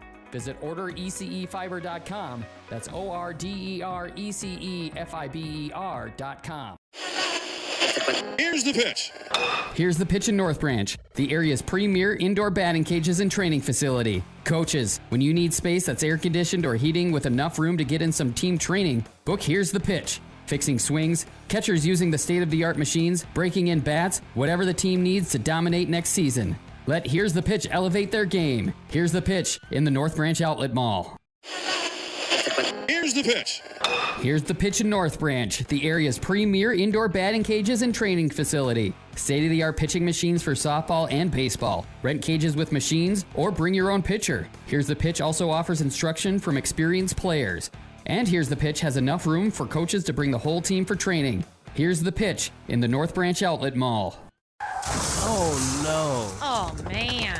Don't worry, Hones can fix you up. Butch, Christie, and the crew at Hones Auto Body and Glass have over 44 years of experience repairing vehicles from accidents and damage due to hail. In fact, they've got a huge state-of-the-art facility in Mora, are I-CAR and ASC certified, and certified in aluminum repair and welding. Plus, Hones is recommended by many insurance companies. Hones Auto Body and Glass. In Mora, Hones. They'll fix you up right. Hey, Mark, I spent about $3,500 on heating this last winter. Whoa, sounds like you need to switch to a central boiler outdoor wood furnace like I did. A wood furnace? That sounds like a lot of work. No, not really. I have my wood delivered, and with a large firebox and a central boiler outdoor furnace, I usually just fill it once a day. Whoa, that sounds great. I heat my domestic water, garage, and I'm saving a ton of money every year. Well, where do I get one? Northland Boiler Sales is your local central boiler sales dealer. Visit northlandboilersales.com. Hi, Rob. Hey, why have you been so happy lately? It's because I no longer pay for hot water. What? You have 4 teenagers that take all-day showers. How do you not pay for hot water? Well, I put in a central boiler outdoor furnace that heats my house, my garage, and now I have virtually endless free hot water. Wow, that's great. With my 10 kids, I'll really save some money. Where do I get a furnace? Check with your local central boiler dealer, of course. Northland Boiler Sales, your local central boiler sales dealer. Visit northlandboilersales.com. Finding that missing shin guard. Remembering whether it's a home or away game. Getting the right kid to the right playing field on the right day. Why are simple things sometimes so complicated? Thankfully, with auto owners, insurance doesn't have to be one of them. We work with independent agents who keep insurance simple so you can worry about more important things. Like not being that fan. Oh, come on, ref. That's simple human sense. Your local auto owner's agent is Pine Insurance Agency. Visit them at pineagency.us today. pineagency.us. Honeymoon, here we come. Where's our car? It's been stolen. We'll call our insurance agent. I'm right here. Oh, hey, Jen. You got our invite. Love the dress. Are we covered for this? Of course. That's why you chose auto owners. We work together to get the right coverage. So when the unexpected happens, you know you're covered. That's simple human sense. Your local auto owner's agent is Pine Insurance Agency. Visit them at pineagency.us today. pineagency.us. Good evening, everybody. Welcome back here to Chisago Lakes High School as we are in the second game of our doubleheader here. The Chisago Lakes boys lead at halftime 47-39. Thank you to Hones Halftime for bringing us our halftime show. We saw the Chisago Lakes Wildcats here and the Rockridge Wolverines go back and forth, and then the Wolverines had a couple turnovers and allowed the Wildcats to pull away here. And we saw Cohenhoven kind of lead the way early, and Underhill kind of picked up where he left off. Yeah. Unfortunately for Cohenhoven, he had to leave after getting hit in the eye. But, yeah, what a job by Underhill picking up the slack. He had 15 points to lead the team. And, man, he did a good job. He had a couple steals in there, a couple of slams down. But, yeah, it's been an impressive game here so far between both of these teams.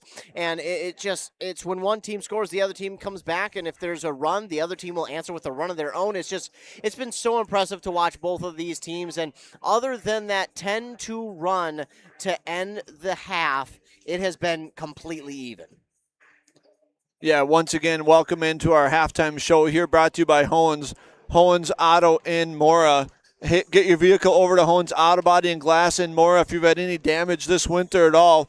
Many insurance companies accept Hones, and they're going to get your car fixed right up for you. So 47-39. We're not sure how they got 47. We both add up our scores. We got 46, and we kind of saw on the scoreboard they kind of added a point there. But we have an 8-point halftime lead here, high-scoring affair. Yeah. Both of these teams going back and forth. And we talked about the importance of this game for the section. Right now, Chisago Lakes is sitting at the 4th seed, so they would host the playoff game, and Rockridge is sitting in the 6th spot, but both of these teams have multiple section games to go here in the regular season, but this is an important one for both of these teams. Yeah, it is. We talked about it. It kind of feels like a playoff play-in game a little bit with what's on the line, because although this won't determine right now who's going to have that home game, it goes a long ways in determining who will have the home seed once we do get to playoffs. And with how many section games that these teams both have and how good this section is, despite, what kind of seasons each of the teams are having, I mean, you gotta win almost every one. And this is no doubt that much more important for both of these squads. So, yeah, a win goes a long way here in trying to get a home playoff game. Yeah, when I look at the second half here, I have 3 keys, and we'll see if you agree with my keys here for the Wildcats. Key number 1 is Underhill needs to continue to get out and run. When he's in the open floor, magic happens. Yeah, you just can't stop him, and again, he's just so fast. Those long legs work for him, and yeah, that's 100% agree. Key number 2, keep Ayun off the three-point line. Do not let Ayun hit any threes. He's got 4 3-pointers in this ball game. Make somebody else beat you. Yeah, I think that is absolutely another one that you got to watch out for. Stanky got going there late in the half. But that's my key number 3. Hold on. All right, I won't get ahead of myself. I'll let you take key number 3. Key number 3, keep Stanky away from that free throw line jumper. Make him go to one of the baseline or make him go to the out-of-bounds lines. Don't let him get to the free throw line for that jumper that he hit 4 times in that half.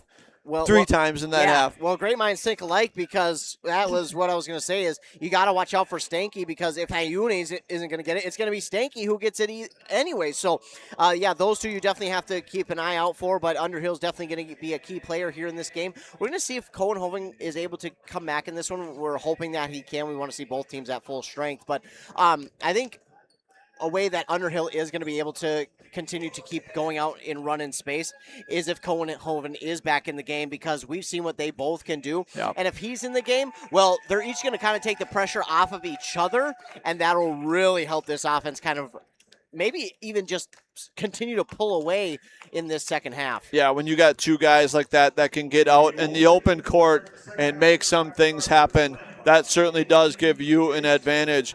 Once again, thank you all for tuning in. Thank you to Hones for bringing us our halftime show. Here's the Pitch brought us our pregame show today, and our Embrace Orthodontics scoreboard here. 47-39 is our score here at the half. Chisago Lakes boys are leading this one. And our first game of the day, maybe we have some new listeners. Ethan, you want to talk a little bit about what we saw from that girls' game here today? Yeah, it was.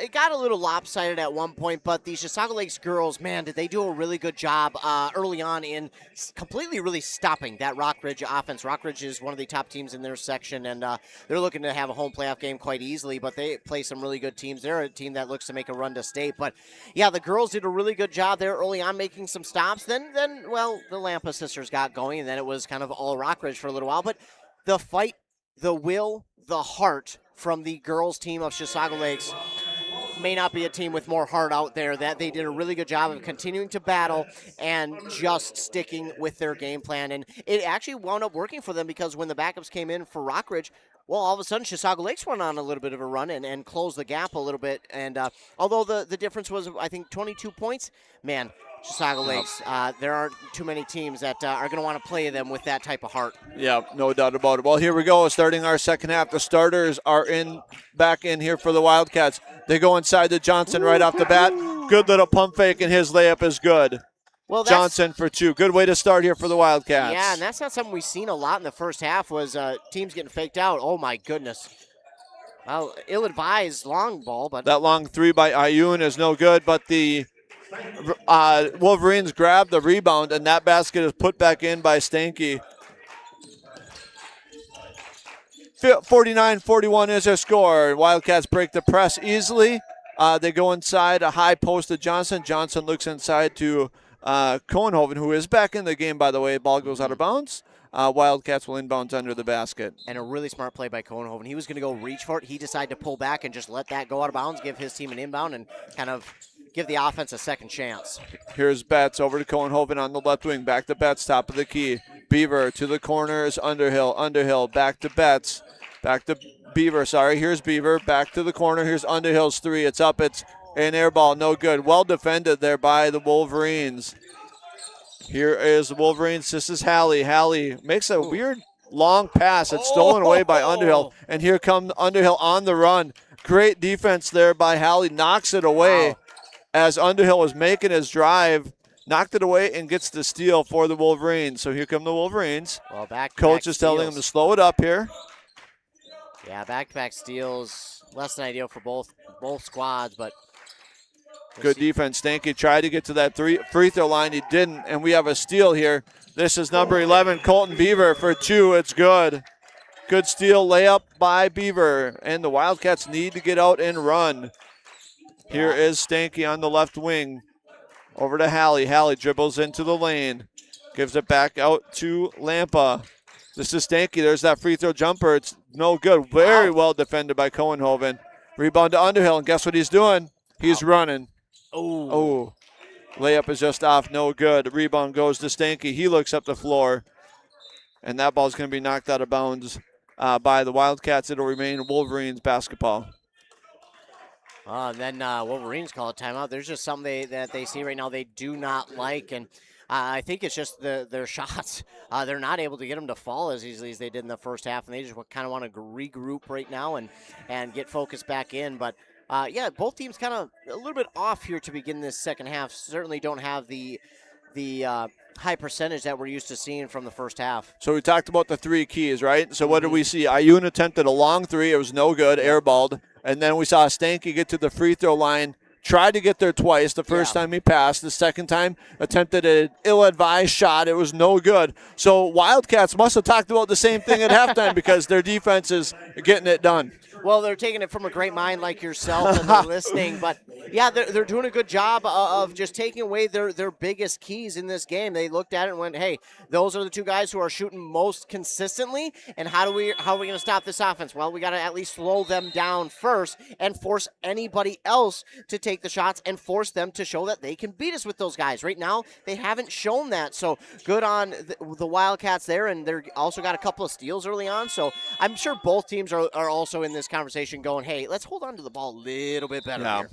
Here's Ayun inbounding for the Wolverines. He gets it into Hallie. Back to the top of the key. That's Stanky. One dribble left. Kick out for three. It's going to be blocked. Good defense by Underhill. He gets the block. Here come the Wildcats. This is Cohenhoven on the run. Picks up his dribble at the top of the key into Beaver. He looks inside Johnson. Johnson back out Underhill. Underhill penetrates the lane. Kicks out. This is Cohenhoven on the left corner. He's picks up his dribble, passes it back out. They're going to slow it down here a little bit. This is Beaver. He gets in a lane. Oh, he's going to have it knocked away by Halley. It was one of those deals where the defense kind of lets the offense go by and then tries to reach from behind and knock it away, and Halley did not get away with it. Nope, he didn't, and that'll be his third on the evening as well. Kind of hit him on the elbow as he dribbled by him. Johnson back to Betts at the top of the key. Beaver inside to Johnson. Johnson back out. Cohenhoven three is good. Wow, excellent ball movement there by the Wildcats to get the three. Yeah, great movement of the ball, and then Cohenhoven, he was just open and delivered on the shot. He's not going to miss too many of those when he's open like that. 54-41 is our score. Here come the Wolverines. This is Ayun dribbling around here. Gives off to Stanky. His running layup is no good. Rebound, Wolverines, they kick out. The three-point attempt by Lampa is no good, and here come the Wildcats out and run, and this is Cohenhoven. Ooh. Looked like he was going to go right, came back with the left-handed finger roll. Is short. Rebound goes to Stanky, and the Wolverines are out and running. Yeah, it's Excuse me, the rebound was to Ackerson. And this is Stanky, drives lane. He's going to be fouled. Yeah, it's a pretty clear foul there on Alex Johnson. He tried to argue that it was a jump ball, and he got way more of the body than he did the ball. So argument's going to be unsuccessful that time. Logan Sensky into the game for Johnson, and they're going to say that was on the floor. And so they catch a break. There's questions about that foul. Referees over talking to the table now. Trying to get that sorted out. 54-41 is our score here. 14:40 to go second half. We've had a great ball game here. Lots of offense, couple dunks, lots of great threes, some pull-up jumpers. It's been a great ball game here offensively for both squads. Here is Ackerson. His drive is no good, but he's going to draw a foul on his drive from the right wing. Well, that's Sensky's third and team's second, so that will send Ackerson to the line to shoot two. Ackerson has 4 points on the night. He's wearing number 4 for the Wolverines. His free throw's up, and it is good. His first free throw of the night, 5th point. His second free throw is up, and that is short, no good. Bounces right back to him. He dribbles out, kicks out. Stanky's three is up, no good. And that rebound also goes to Halley. Halley inside to Lampa, and he's going to draw a foul, and Rockridge will go back to the line. Really good hesitation move there by Lampa, getting the defender to jump on the fake and then going up as the defender is coming down. Well, this is one way for the Wolverines to get back into this game, is pound the offensive rebounds, and the Wildcat coach right now is not happy with that rebounding on this possession. No, and there's reason that he's not, they're just out of place. They're just out of position. Both free throws are good for Jackson Lampa. He's got 9 on the game now. 54-44 is our score. 10-point lead, and there's a three. Wow. A big-time shot, lead home for 3. His first basket of the game, but the Wolverines are back and running here. Stanky gets that free throw line. Jumper is no good. Rebound, Cohenhoven. And we're going to assume here the Wildcats are running, and they are. Cohenhoven, the 3. This is Betts. His 3 is good. And again, they just beat the Wolverines down the floor and get a wide open 3. Yep, and that team speed coming to play here in the second half. And a turnover by the Wolverines, and the Wildcats are out running. Underhill inside, Betts. It's good. Yeah, timeout called and here. we got a timeout as the 10-point 54-44 game is now 62-44 as the Wildcats go on a very fast 8-0 run. And we have a full timeout, so let's step away for a short break. We need to catch our breath after that 8-0 run. We'll be back after these messages from our fine sponsors. Are you interested in a technical degree that can quickly help you land your dream career? Or maybe you've always dreamed of going to a 4-year college, but you'd like to start close to home. Either way, Pine Technical and Community College has you covered. PTCC offers more than 50 degrees in hot fields like healthcare information technology, advanced manufacturing, and business. PTCC is now accepting applications. Financial aid may be available online at pine.edu. Starting out or starting over, find your future at Pine Technical and Community College. Are you looking for the perfect way to promote your business? Custom apparel's the answer, and tdealers.com makes it easy. Let's build your brand together. From the design stage to production, we are on your team to create gear that gets noticed. Whether you're building a brand or repping your business, we got your back. High quality merch, fast turnaround, and no stress.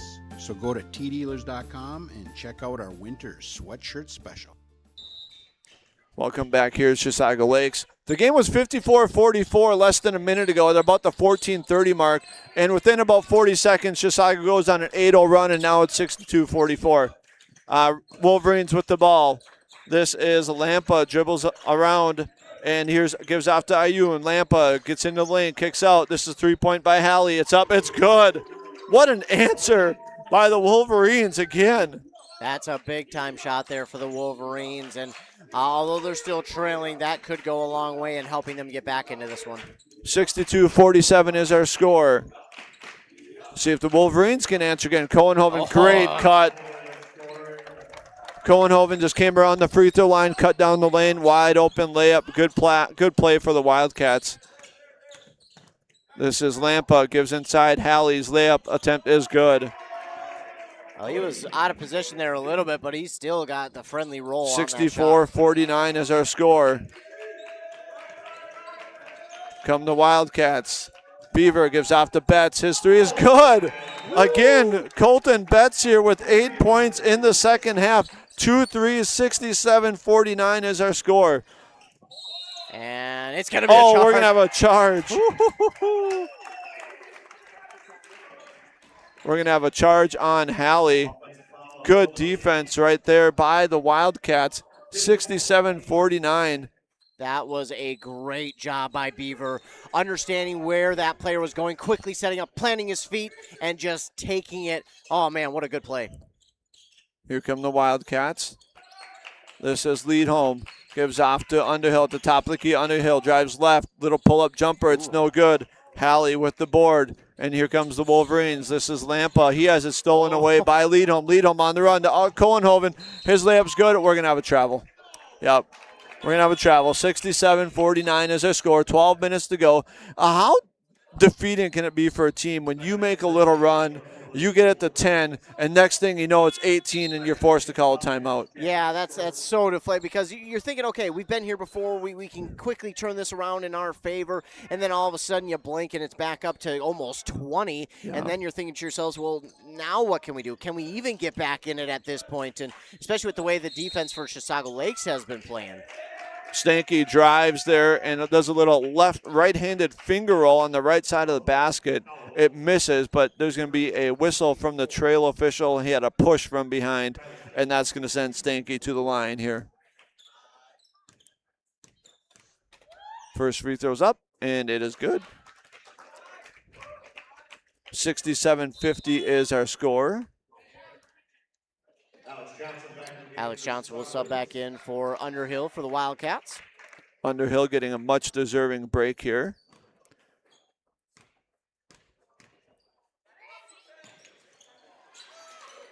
His second free throw is no good. Rebound is to Cohenhoven. Cohenhoven gets to the lane. He drives, picks up his dribble, kicks out to Betts, who's hot in this half. He's got 8 already, 2 threes in this half. Here's Cohenhoven. Dribbles left, pulls up, 17-footer. It's no good. Rebound goes to Lampa, number 2 for the Wolverines. Here's Stanky, number 10. Gives off to Engel. Engel back to Lampa. 3-point attempt here by Stanky is up. It's no good. Rebound goes to Ackerson. Gets the board. He kicks out to Lampa. His three is no good. Cohenhoven running. They got a 5-on-2 actually. Cohenhoven Euro step layup. It's good. Count it. What a move by Cohenhoven inside. 7 points this half for Cohenhoven. He sat out much of that first half with a little injury to his eye. He kind of got hit in the face on a shot attempt. Inside Ackerson, he's guarded by Johnson. And they're going to have a travel call on Ackerson. So far this half, we've had Cohenhoven and Betts really lead the way so far for the Wildcats. Yeah, Betts is having a big game here. He's what, their third or fourth leading scorer. I think he's averaging just under or over 10 points a game, and he's up to 21 at this point. That's really impressive, especially since he can now take a little bit of the heat off of Cohenhoven and Underhill. And Speak of the devil, he hits again for 3. He comes off a screen at the free throw line, and he is feeling it. He pulls up for the jumper, the three-point shot, and it's good. That's his third 3 of the half.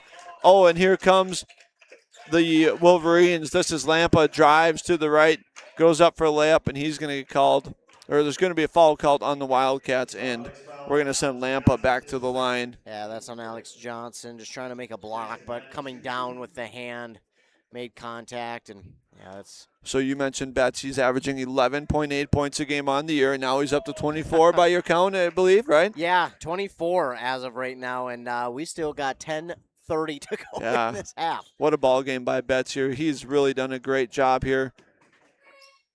I've just been so impressed by the way that this Wildcat team can really get out and run. Free throw attempt, I believe the first one was no good. Second one, I believe, was good. 72-51 is our score on the Embrace Orthodontic scoreboard. Inside, lead home inside to Johnson. He's going to be body fouled. It's just a mismatch in there. Yeah. He can't. Who is that? That is Castellano. Castellano cannot guard Johnson inside. No, and that they did a good job of realizing that mismatch and just delivering on it. And now Alex Johnson will shoot 2, but we got a timeout. You know, I just want to say how impressed I am by this Wildcat team and how coached they are. So we've got guys that are hot. So what do? They run a play to get Betts a 3 here. And now they come down here. They recognize Johnson's got a mismatch. So what do? We got 3 guys who are just on fire. They go inside to Johnson because they know he's got a mismatch. Yeah, the selflessness of this team is just so impressive. And that's the thing. When this team can run like this and play like this, there's not a team in this section that they can't beat and beat pretty well. So it's more of just a consistency thing. Can they put it all together for multiple games in a row is going to be the question. Now, they still have 10 minutes to try and finish this one off. Can they? Well, that is yet to be determined. But so far, so good. And if they can keep this up and bring this into the next game they play and then the next, there is no stopping this team. Yeah. Johnson at the free throw line. His first attempt is up, and it is no. Bounces around. It's good. You know, the key going forward, because Chisago clearly is at their best when they run, is they have to be able to defend and rebound. If they're given, they cannot run like this if they're made baskets. So they have to defend and rebound. When they do that, they are going to be very tough to beat. Yeah, they certainly will. This entire game is just so much fun to watch. I'm so glad we could be out here. Thanks for the activities director, Adi, allowing us to be here to broadcast this one. Yeah, thanks to all of our fine sponsors also for bringing us tonight's basketball action here. I will call it late afternoon, early evening basketball action. We have a drive right here by number 14. That is Rayton, and he is going to be it's a jump ball. Jump ball is going to be called. So it remains Wolverine basketball. 74-51 is our score now. This is Engel for 3. That's up, and it's good. Engel with his first bucket of the game. 3-point shot is good. 74-54 now is our score. One thing I've been impressed with for Rockridge is that anybody can hit the 3 on this team. Literally anybody, and he shows it there. Good drive from the left wing, getting in the lane by Cohenhoven, but his right-hand layup is no good. Rebound Wolverines, and here they come. This is Stanky driving to the right. Tries to find Castellano in the lane, and it goes out of bounds.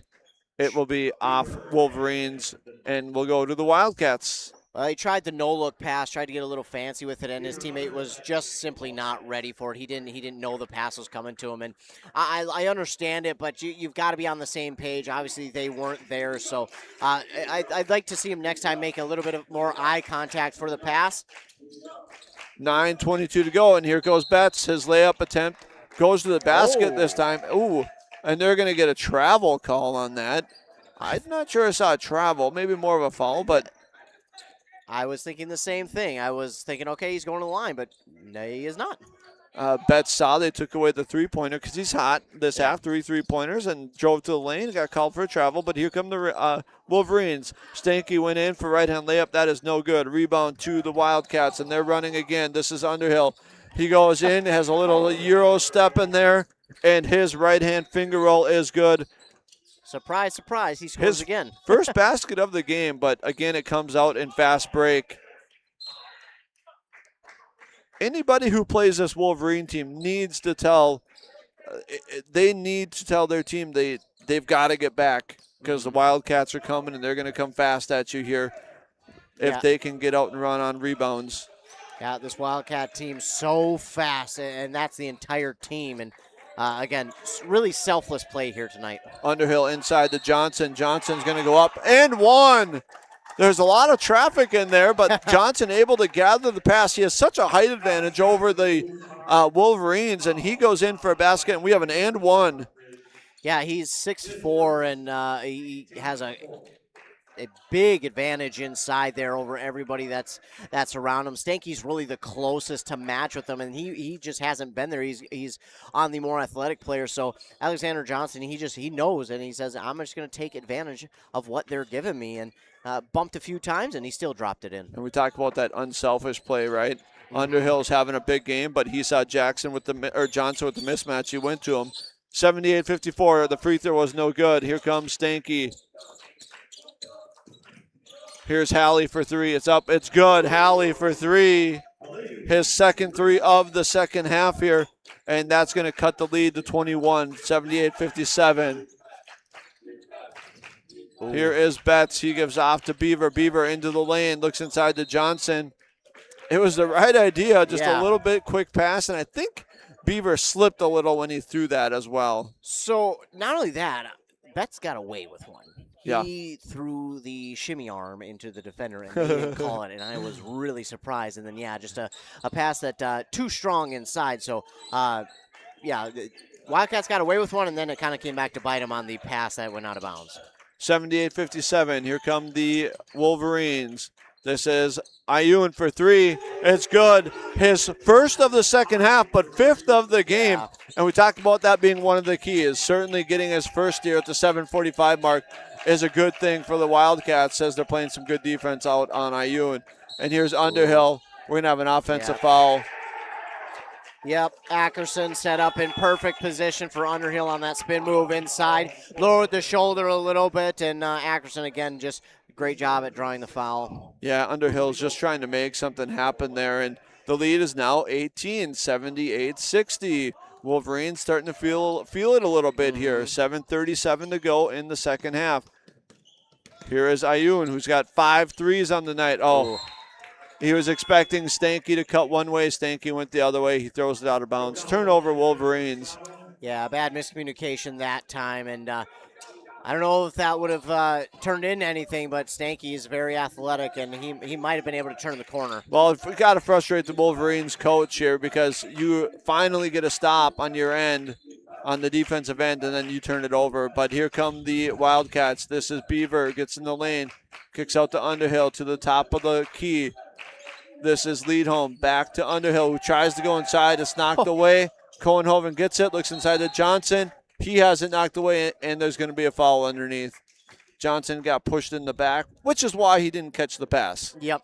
Yeah, so good foul call there, and it'll be an inbound here for the Wildcats. And this is the 5th on Helene, and that will certainly hurt. Yeah, he's had 8 points in the half here and 13 for the ball game by my count, and he's going to foul out already. 7:05 there hasn't been a lot of fouls called in either half, so I didn't see that coming here. I really didn't either. So when I looked up and saw that he had 5, I kind of couldn't believe it. But yeah, that's gonna hurt them a little bit. Neither team's in the bonus. There's been 11 fouls called here this half. Johnson, right wing, gives out to the top. This is Beaver on the left wing. Dribbles to the top of the key, looks inside for Johnson on the roll. Good pass and layup, and it's good. And one! We had a late whistle from the center official, and the crowd and the bench went crazy. We barely even heard the whistle. And another and one. And again, an unselfish play by the Wildcats leads to a Johnson layup and foul, and he's back to the free throw line, and we're back to a 20-point lead. I saw that coming, and Beaver was setting it up for Johnson as he's no good. 80-60 is our score here. Free throw's no good. But here come the Wildcats. 6:45 to go in the ball game. This is Stanky. Kicks out to Engel. Engel gets in the lane. Out to Ayun. His shot attempt is no good. Rebound Ackerson, and he is fouled, and he's going to go to the line and shoot. Well, now that does put Rockridge in the bonus here. This going to be their 7th, a third on Johnson. So not necessarily do they have to slow anything down. But definitely got to now have to pay a little bit more attention, because if you send Rockridge to the line a lot, well, they're going to get back into this game. Yeah, free throw attempt is good.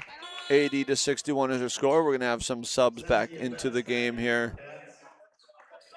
That is Betts back into the game. Betts is having a big second half here. 3 threes. 80-61 is our score. We got 6:34 on the clock. Second free throw is also good. Good free throw shooting by Ackerson. Here come the Wildcats. This is Beaver being pressed here by Ayun. Beaver beats the press with his left hand, dribbles it up, kicks it out to Underhill. Underhill drives baseline. Ooh, he was fouled. Lost control of the ball. He got it back. Goes up for his layup. It's no good. Engel with the board for the Wolverines. This is Stanky on the right wing, guarded by Cohenhoven. Stanky drives, just loses control of the ball. Out of bounds, turnover. And again, the Wolverines got to be frustrated by that. They get a stop, the lead's 18, and what do? They turn it over. Yeah, it simply put, you just can't have that happen if you are Rockridge. It just can't happen. If you want to get back into this one, you're going to have to make sure that you're getting points almost on every possession at this point in the game, because, well, Chisago Lakes hasn't stopped other than right there. Yeah, Betts' three-point attempt is good. No good, sorry. There's kind of a heat check there for Betts. It's no good. Rebound comes to Ayun. Ayun up the floor here, top of the key, looking to set up the offense. This is Engel, top of the key. He looks to go right, looks inside for Stanky, running baseline. It's going to be tipped out of bounds by the Wildcats, and it will remain Rockridge basketball. Yeah, it's a really good job getting your hands in the passing lanes there. Even if you can't get to it, you at least get your hand in the passing lane. That'll make them think twice next time they try and go around you. 80-62 is our score here in Chisago Lakes. Ackerson's shot is no good. Rebound Underhill. And here comes Cohenhoven running the offense. Gets to the top of the key. Dribbles to the left. Kicks it out to Sensky. Sensky's three is no good. Rebound Wolverines. And it is knocked out of bounds by Underhill. And Wolverines will inbounds here right at midcourt. Yeah, so they'll get a couple of subs now. 80-62 is our score. 5:15 remaining here on the Embrace Orthodontic scoreboard. Thank you all for tuning in. This has been an exciting ball game here. Lots of offense being played. The Wildcats really came to play here, and this day off of school did not affect them at all.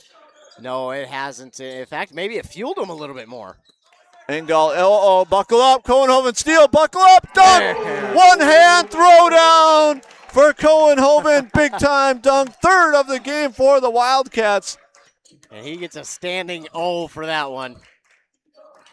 Here come the Rangers. I don't know why I'm saying Rangers. They're from the Iron Range. Here come the Wolverines right back. It's no good. That was Ayun on the shot, and Cohenhoven is up and running, and he's little spin move. Oh, he does a spin move, but on Cantor, misses the layup, and the Rangers come back, and they get a fast break layup by Ackerson.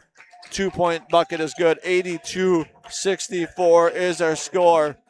Yeah, that's tough for Cohenhoven because, man, should have been a easy layup, but now, jump ball. Gonna have a jump ball here, and it will remain Wildcat basketball. Give credit to Ackerson over there, throwing his body out there, trying to make a play, keep this ball alive for his team. Just missing on the attempt, but man, what effort shown by Ackerson. There's 4:14 left. He knows that this game is far from over. Yeah, 4:14 to go in the game. 82-64 is our score. Betts with the steal. Here's Ackerson. We just talked about him. His fast break layup is no good. And Sensky is going to get called for a push in the back. Sensky's going to get called for a push in the back, and Ackerson's going to go to the line for two. Yeah, that's his fourth, unfortunately. He's had a couple rebounds, and I think at that point you just kind of let him go. Free throws up and good. Good job by Ackerson making his free throws here in the second half, keeping his ball club in the game. He's got 4 free throws here this half.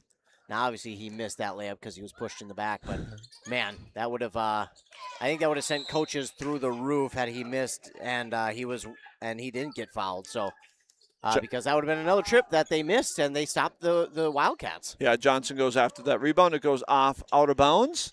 And Wildcat basketball. Yeah, we're going to have a foul there on Engel. Didn't really move his feet to move with Betts there on the fast break. And that is going to send Betts to the free throw line for 1-1. And now let's see what the Wildcats can do here at the free throw line. They haven't been there a ton. Really haven't been there a lot, but they've done a decent job here tonight. I believe they're over 50% from the free throw line. So, not terrible. Yeah, we've had a lot of fast breaks and a lot of threes, and so we haven't had a lot of free throws, as the first free throw attempt here by Betts is good. Betts is having a big-time ball game here for the Wildcats. He now has 25 points on the game, coming in averaging 11 on the season. Yeah, big-time breakout game as he hits them both. He is feeling it now. 84-65 is our score. Here come the Wolverines. That is Rayton into the lane. Kind of gave somebody a shiver, but layup is no good there by Ackerson, and that rebound is to Johnson. And the Wildcats now want to slow it down with 3:40 to go. 84-65 is our score here. Well, we're gonna have a body. We're gonna have a foul on the Wolverines as Betts drives, and he's going to go back to the free throw line, and he's going to shoot 2 more free throws here. It looks like they did get Ackerson on that one. He was not pleased with the foul call, but I think that was pretty clear. Betts' free throw is up and good. That's his 3rd free throw in a row. As last possession, he went 2 for 2. 85-65 is now our score. It's been a fun ball game here for this. I'll tell you what, folks, if you live in this area and your kids attend Chisago Lakes, get out to one of these ball games here, because we've seen 3 dunks here tonight. We've seen up and down play, 85 points put up. It's a fun style of basketball. They are very, very well coached. 2nd free throw's up and it's no good. And I believe that is Sensky on the floor, jumping up with a Rockridge player, and it's going to be a jump ball, and it is going to be Rockridge basketball. Yeah, so backup starting to come into the game now for both teams with the clock winding down, under 3.5 to go.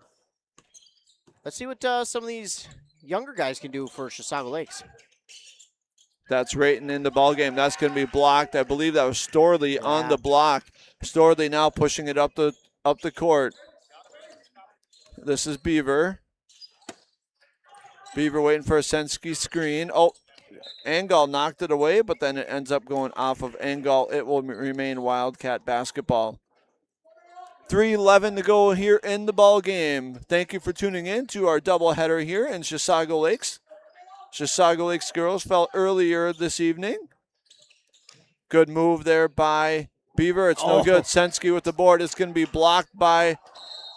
Oh, we're going to have a block on the Wolverines. Sensky came away with it. Now we're going to have a foul on the Wolverines, and I believe that's going to send Sensky to the free throw line. Yep, he'll go and shoot 1-1, and good job to get that ball back after the block, too, because, man, definitely the height advantage helps him there. Wildcats are going to head to their bench here. Up 20 with 3 minutes to go, just under 3 minutes. Sensky's free throw's up, no good. Rebound is off to number 24, Tollefson, for the Wolverines. Here is Rayton. He gets into the lane, kicks out to Engdahl, and that's going to be Engdahl is going to not be able to handle the pass, going to go out of bounds. It'll be Wildcat basketball. Yeah, that's unfortunate. Lack of concentration there that time. Just didn't pull it in cleanly. He wanted to go and shoot the ball quick, which is understandable, but you got to pull the pass in first. Here come the Wildcats. This is Anderson. Goes off to Sensky. This is Leadholm. Leadholm turns it over. Steal by Wright for the Wolverines. Yeah, I'm not sure what he was looking at when he passed that ball because, man, Wright was And we're going to have a jump ball here, and it's going to go back to the Wolverines. Well, hey, turnover, and then it's jump ball right back to them. Emmett Lawrence into the game now for the Wildcats. Some of these younger guys getting into the game now for Chisago Lakes. And again, these are the future. Because again, next year, they'll lose a couple big Anderson. seniors. Griffin gives out to Sensky. His three-point attempt is no good. Sensky tries to go after it, and it's going to be rebounded by Carter Anderson. And here is Lawrence on the drive. His layup's going to be good. And he's fouled and one for number 10, Emmett Lawrence.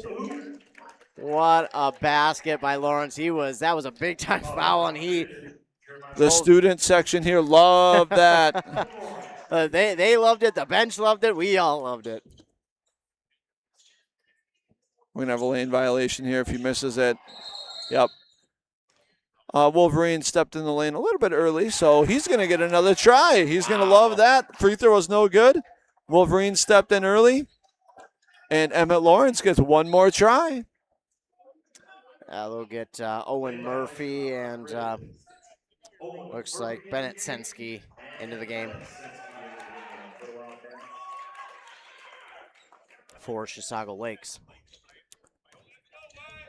Emmett Lawrence's redo is up, and it's no good. It's long. Rebound to Angal. He loses it, and it's picked up by Carter Anderson, and he is... They call a jump ball there. Call a jump ball, and it's going to be Wolverine basketball. 2 minutes to go. This has been a really good officiated ball game. We appreciate our officials here working tonight on this cold evening. And we got a steal here by Owen Murphy. We'll try to get you these names. Yeah. Owen Murphy with the steal. Owen Murphy in the front court. Dribbles in, kicks out to number 10. This is Emmett Lawrence again. He drives in, loses the ball. Picked up by Sensky. Sensky gives it off inside to Griffin. It's going to be knocked away, and it's going to be off of Griffin. I believe it will be Wolverine ball. Yeah. 1:39 to go here in the ball game. Yeah, then we got Corbett Haney checking in, as well as Riley Lambert. Let's see, 32, that's Clark Johnson, as well as Colin Steele and Carter Fish into the game now for Rockridge. Riley Lambert with the ball here. He gives off to number 31. That is Steele. He kicks out to 25 Fish. His for three is no good. Rebound goes to Lambert for the Wolverines, and it's kind of knocked away by the Wildcats, and it will remain Wolverine basketball. A really good play here by these Rockridge JV guys coming in and fighting hard for that rebound. Had a nice drive and kick out to Fish for three. He missed it, but it was a good play. Here's Clark Johnson into the lane. He looks inside Lambert. Lambert tried to go up. What are we going to have? We're going to have a travel call. Came up and went and landed with the ball still in his possession. Yeah, I think the Rockridge team and fans over there would love to see Lambert get a bucket in this one. I think so. They have been cheering him on here. Here's Carter Anderson dribbling up for the Wildcats. He drives the lane, has it knocked away. He goes and gets it, hustles after it, gives off to number 12, Dyson Griffin, and he puts it up and in. 2 points for Dyson Griffin for the Wildcats. And here's Riley Lambert again. He loses the ball, stolen away by Owen Murphy up to number 2, Carter Anderson. He misses the layup. Sensky, that is Bennett Sensky with the rebound. His layup's no good, and we have a rebound. And I think the guy was out of bounds and didn't set himself before he touched the ball. 89-65 is our score. Desmond Olson, Crosby Underhill, as well as Noah Leonard will check into the game for the Wildcats. Or Leonhardt, excuse me.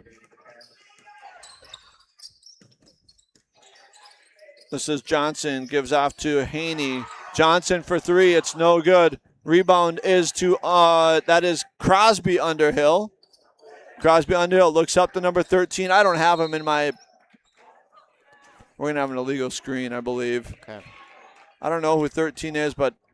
He is for Desmond Olson for Wildcats. Yep. Corbett Haney for Rockridge. Okay. Riley Lambert here bringing the ball up the floor for the Wolverines. We're going to get a foul. Yeah. And Owen Murphy, foul's going to be on Owen Murphy. and Lambert's going to go to the line. And if he makes the free throw, this Rockridge fans are going to erupt. They might blow the roof off this place. Yep, no doubt about it. Riley Lambert for 2 now. That's the 10th foul. You can see some of the coaches are even laughing. Oh, it's good! Hopefully you could hear that on the radio. The crowd loved it. That's awesome. Riley Lambert's first free throw. It hit the back of the rim, bounced up, went in. His second free throw is no good. And that rebound goes to Crosby Underhill. He gives off to Noah Lanehart. This is Owen Murphy drives the lane. His layup is no good. Good move. Bennett Sensky's in there battling for the rebound, and it's going to be off the Wildcats, and they're going to give it to the Wolverines. 6.1 on the clock. 89-66 is our score. And they're just going to, the crowd wanted a half quarter. Riley Lambert says no, and that is our final. 89-66 is the final. A big win here for the Chisago Lakes Wildcat in a very exciting and entertaining ball game. We're going to step away for a short break and hear from our sponsors, and we'll be back to discuss what we just saw here in Chisago Lakes. The mushroom melt is back at A&W. How does this sound? Sautéed seasoned mushrooms and onions with melted Swiss cheese on your choice of a juicy burger or grilled chicken. Then add golden French fries and a medium soft drink. It's the mushroom melt and fries combo at A&W. Now, top it off with a classic A&W root beer float featuring vanilla soft serve and made fresh root beer, all in a frosty mug. Or how about the A&W root beer freeze? Signature combos and delicious treats always at your local A&W restaurant in Pine City. Mom's Parkside Cafe in Pine City proudly serves breakfast skillets, scratch-made buttermilk pancakes, famous big cookies, and bread pudding with homemade caramel sauce. Enjoy home-style hot sandwiches made with real mashed potatoes and gravy. Voted Pine County's best breakfast, best lunch, and best soup and salad. This quaint cafe is owner-operated with a small-town feel. Stir in family and a sprinkle of hard work to complete the recipe for this award-winning cafe. Order up! Mom's Parkside Cafe. Open Monday through Friday, 8 till 2, and weekends, 7 till 2. Your journey to smile with your forever starts at Embrace Orthodontics. The team at Embrace is committed to providing world-class care and a remarkable orthodontic experience. Choose between custom Light Force braces or Invisalign clear aligners with locations in Pine City, Lindstrom, and Cambridge, and a plan to fit your budget, whether you have insurance or not. Embrace Orthodontics will make your smile journey comfortable, convenient, and customized just for you. Visit EmbraceMN.com today to find out how to set up your free exam. EmbraceMN.com. Embrace Orthodontics, a smile you will embrace forever. Dale's Heating and Appliance, your local heating and appliance expert, is committed to making your family's comfort their top priority. And now you can add water softeners to their list of expertise. Dale's now offers water softener sales or rentals along with installation, service, and salt delivery. So if your home needs quality water, make the call to your already trusted experts at Dale's, or just visit dalesheatingandappliance.com. dalesheatingandappliance.com. When it comes to yours or your loved one's end-of-life celebration, there are many options. Find guidance from the professionals at Methvin Funeral and Cremation Services. Church services, celebration of life services at one of their chapels, a ceremony in a park, or even cremation. Methvin has the resources to facilitate everything from start to finish. Methvin Funeral and Cremation in Mora, Hinckley, Sandstone, and Isle, or find them online at methvinfuneralhome.com, serving our community since 1912. Welcome, all of you. Thank you for coming back in here with us from Chisago Lakes here. We just saw the Chisago Lakes Wildcats defeat the Rockridge Wolverines on the second game here of our back-to-back here. 89-66 was our final. Thank you to the Pizza Pub of Pine City for bringing us our post-game show. Ethan, to me, this game changed. At the 14:30 mark, Pine City had a 54-44 lead. At the 13:40 mark, it was 62-44. Yeah, it was a run that kind of put that one away for Chisago Lakes. They just did such a good job.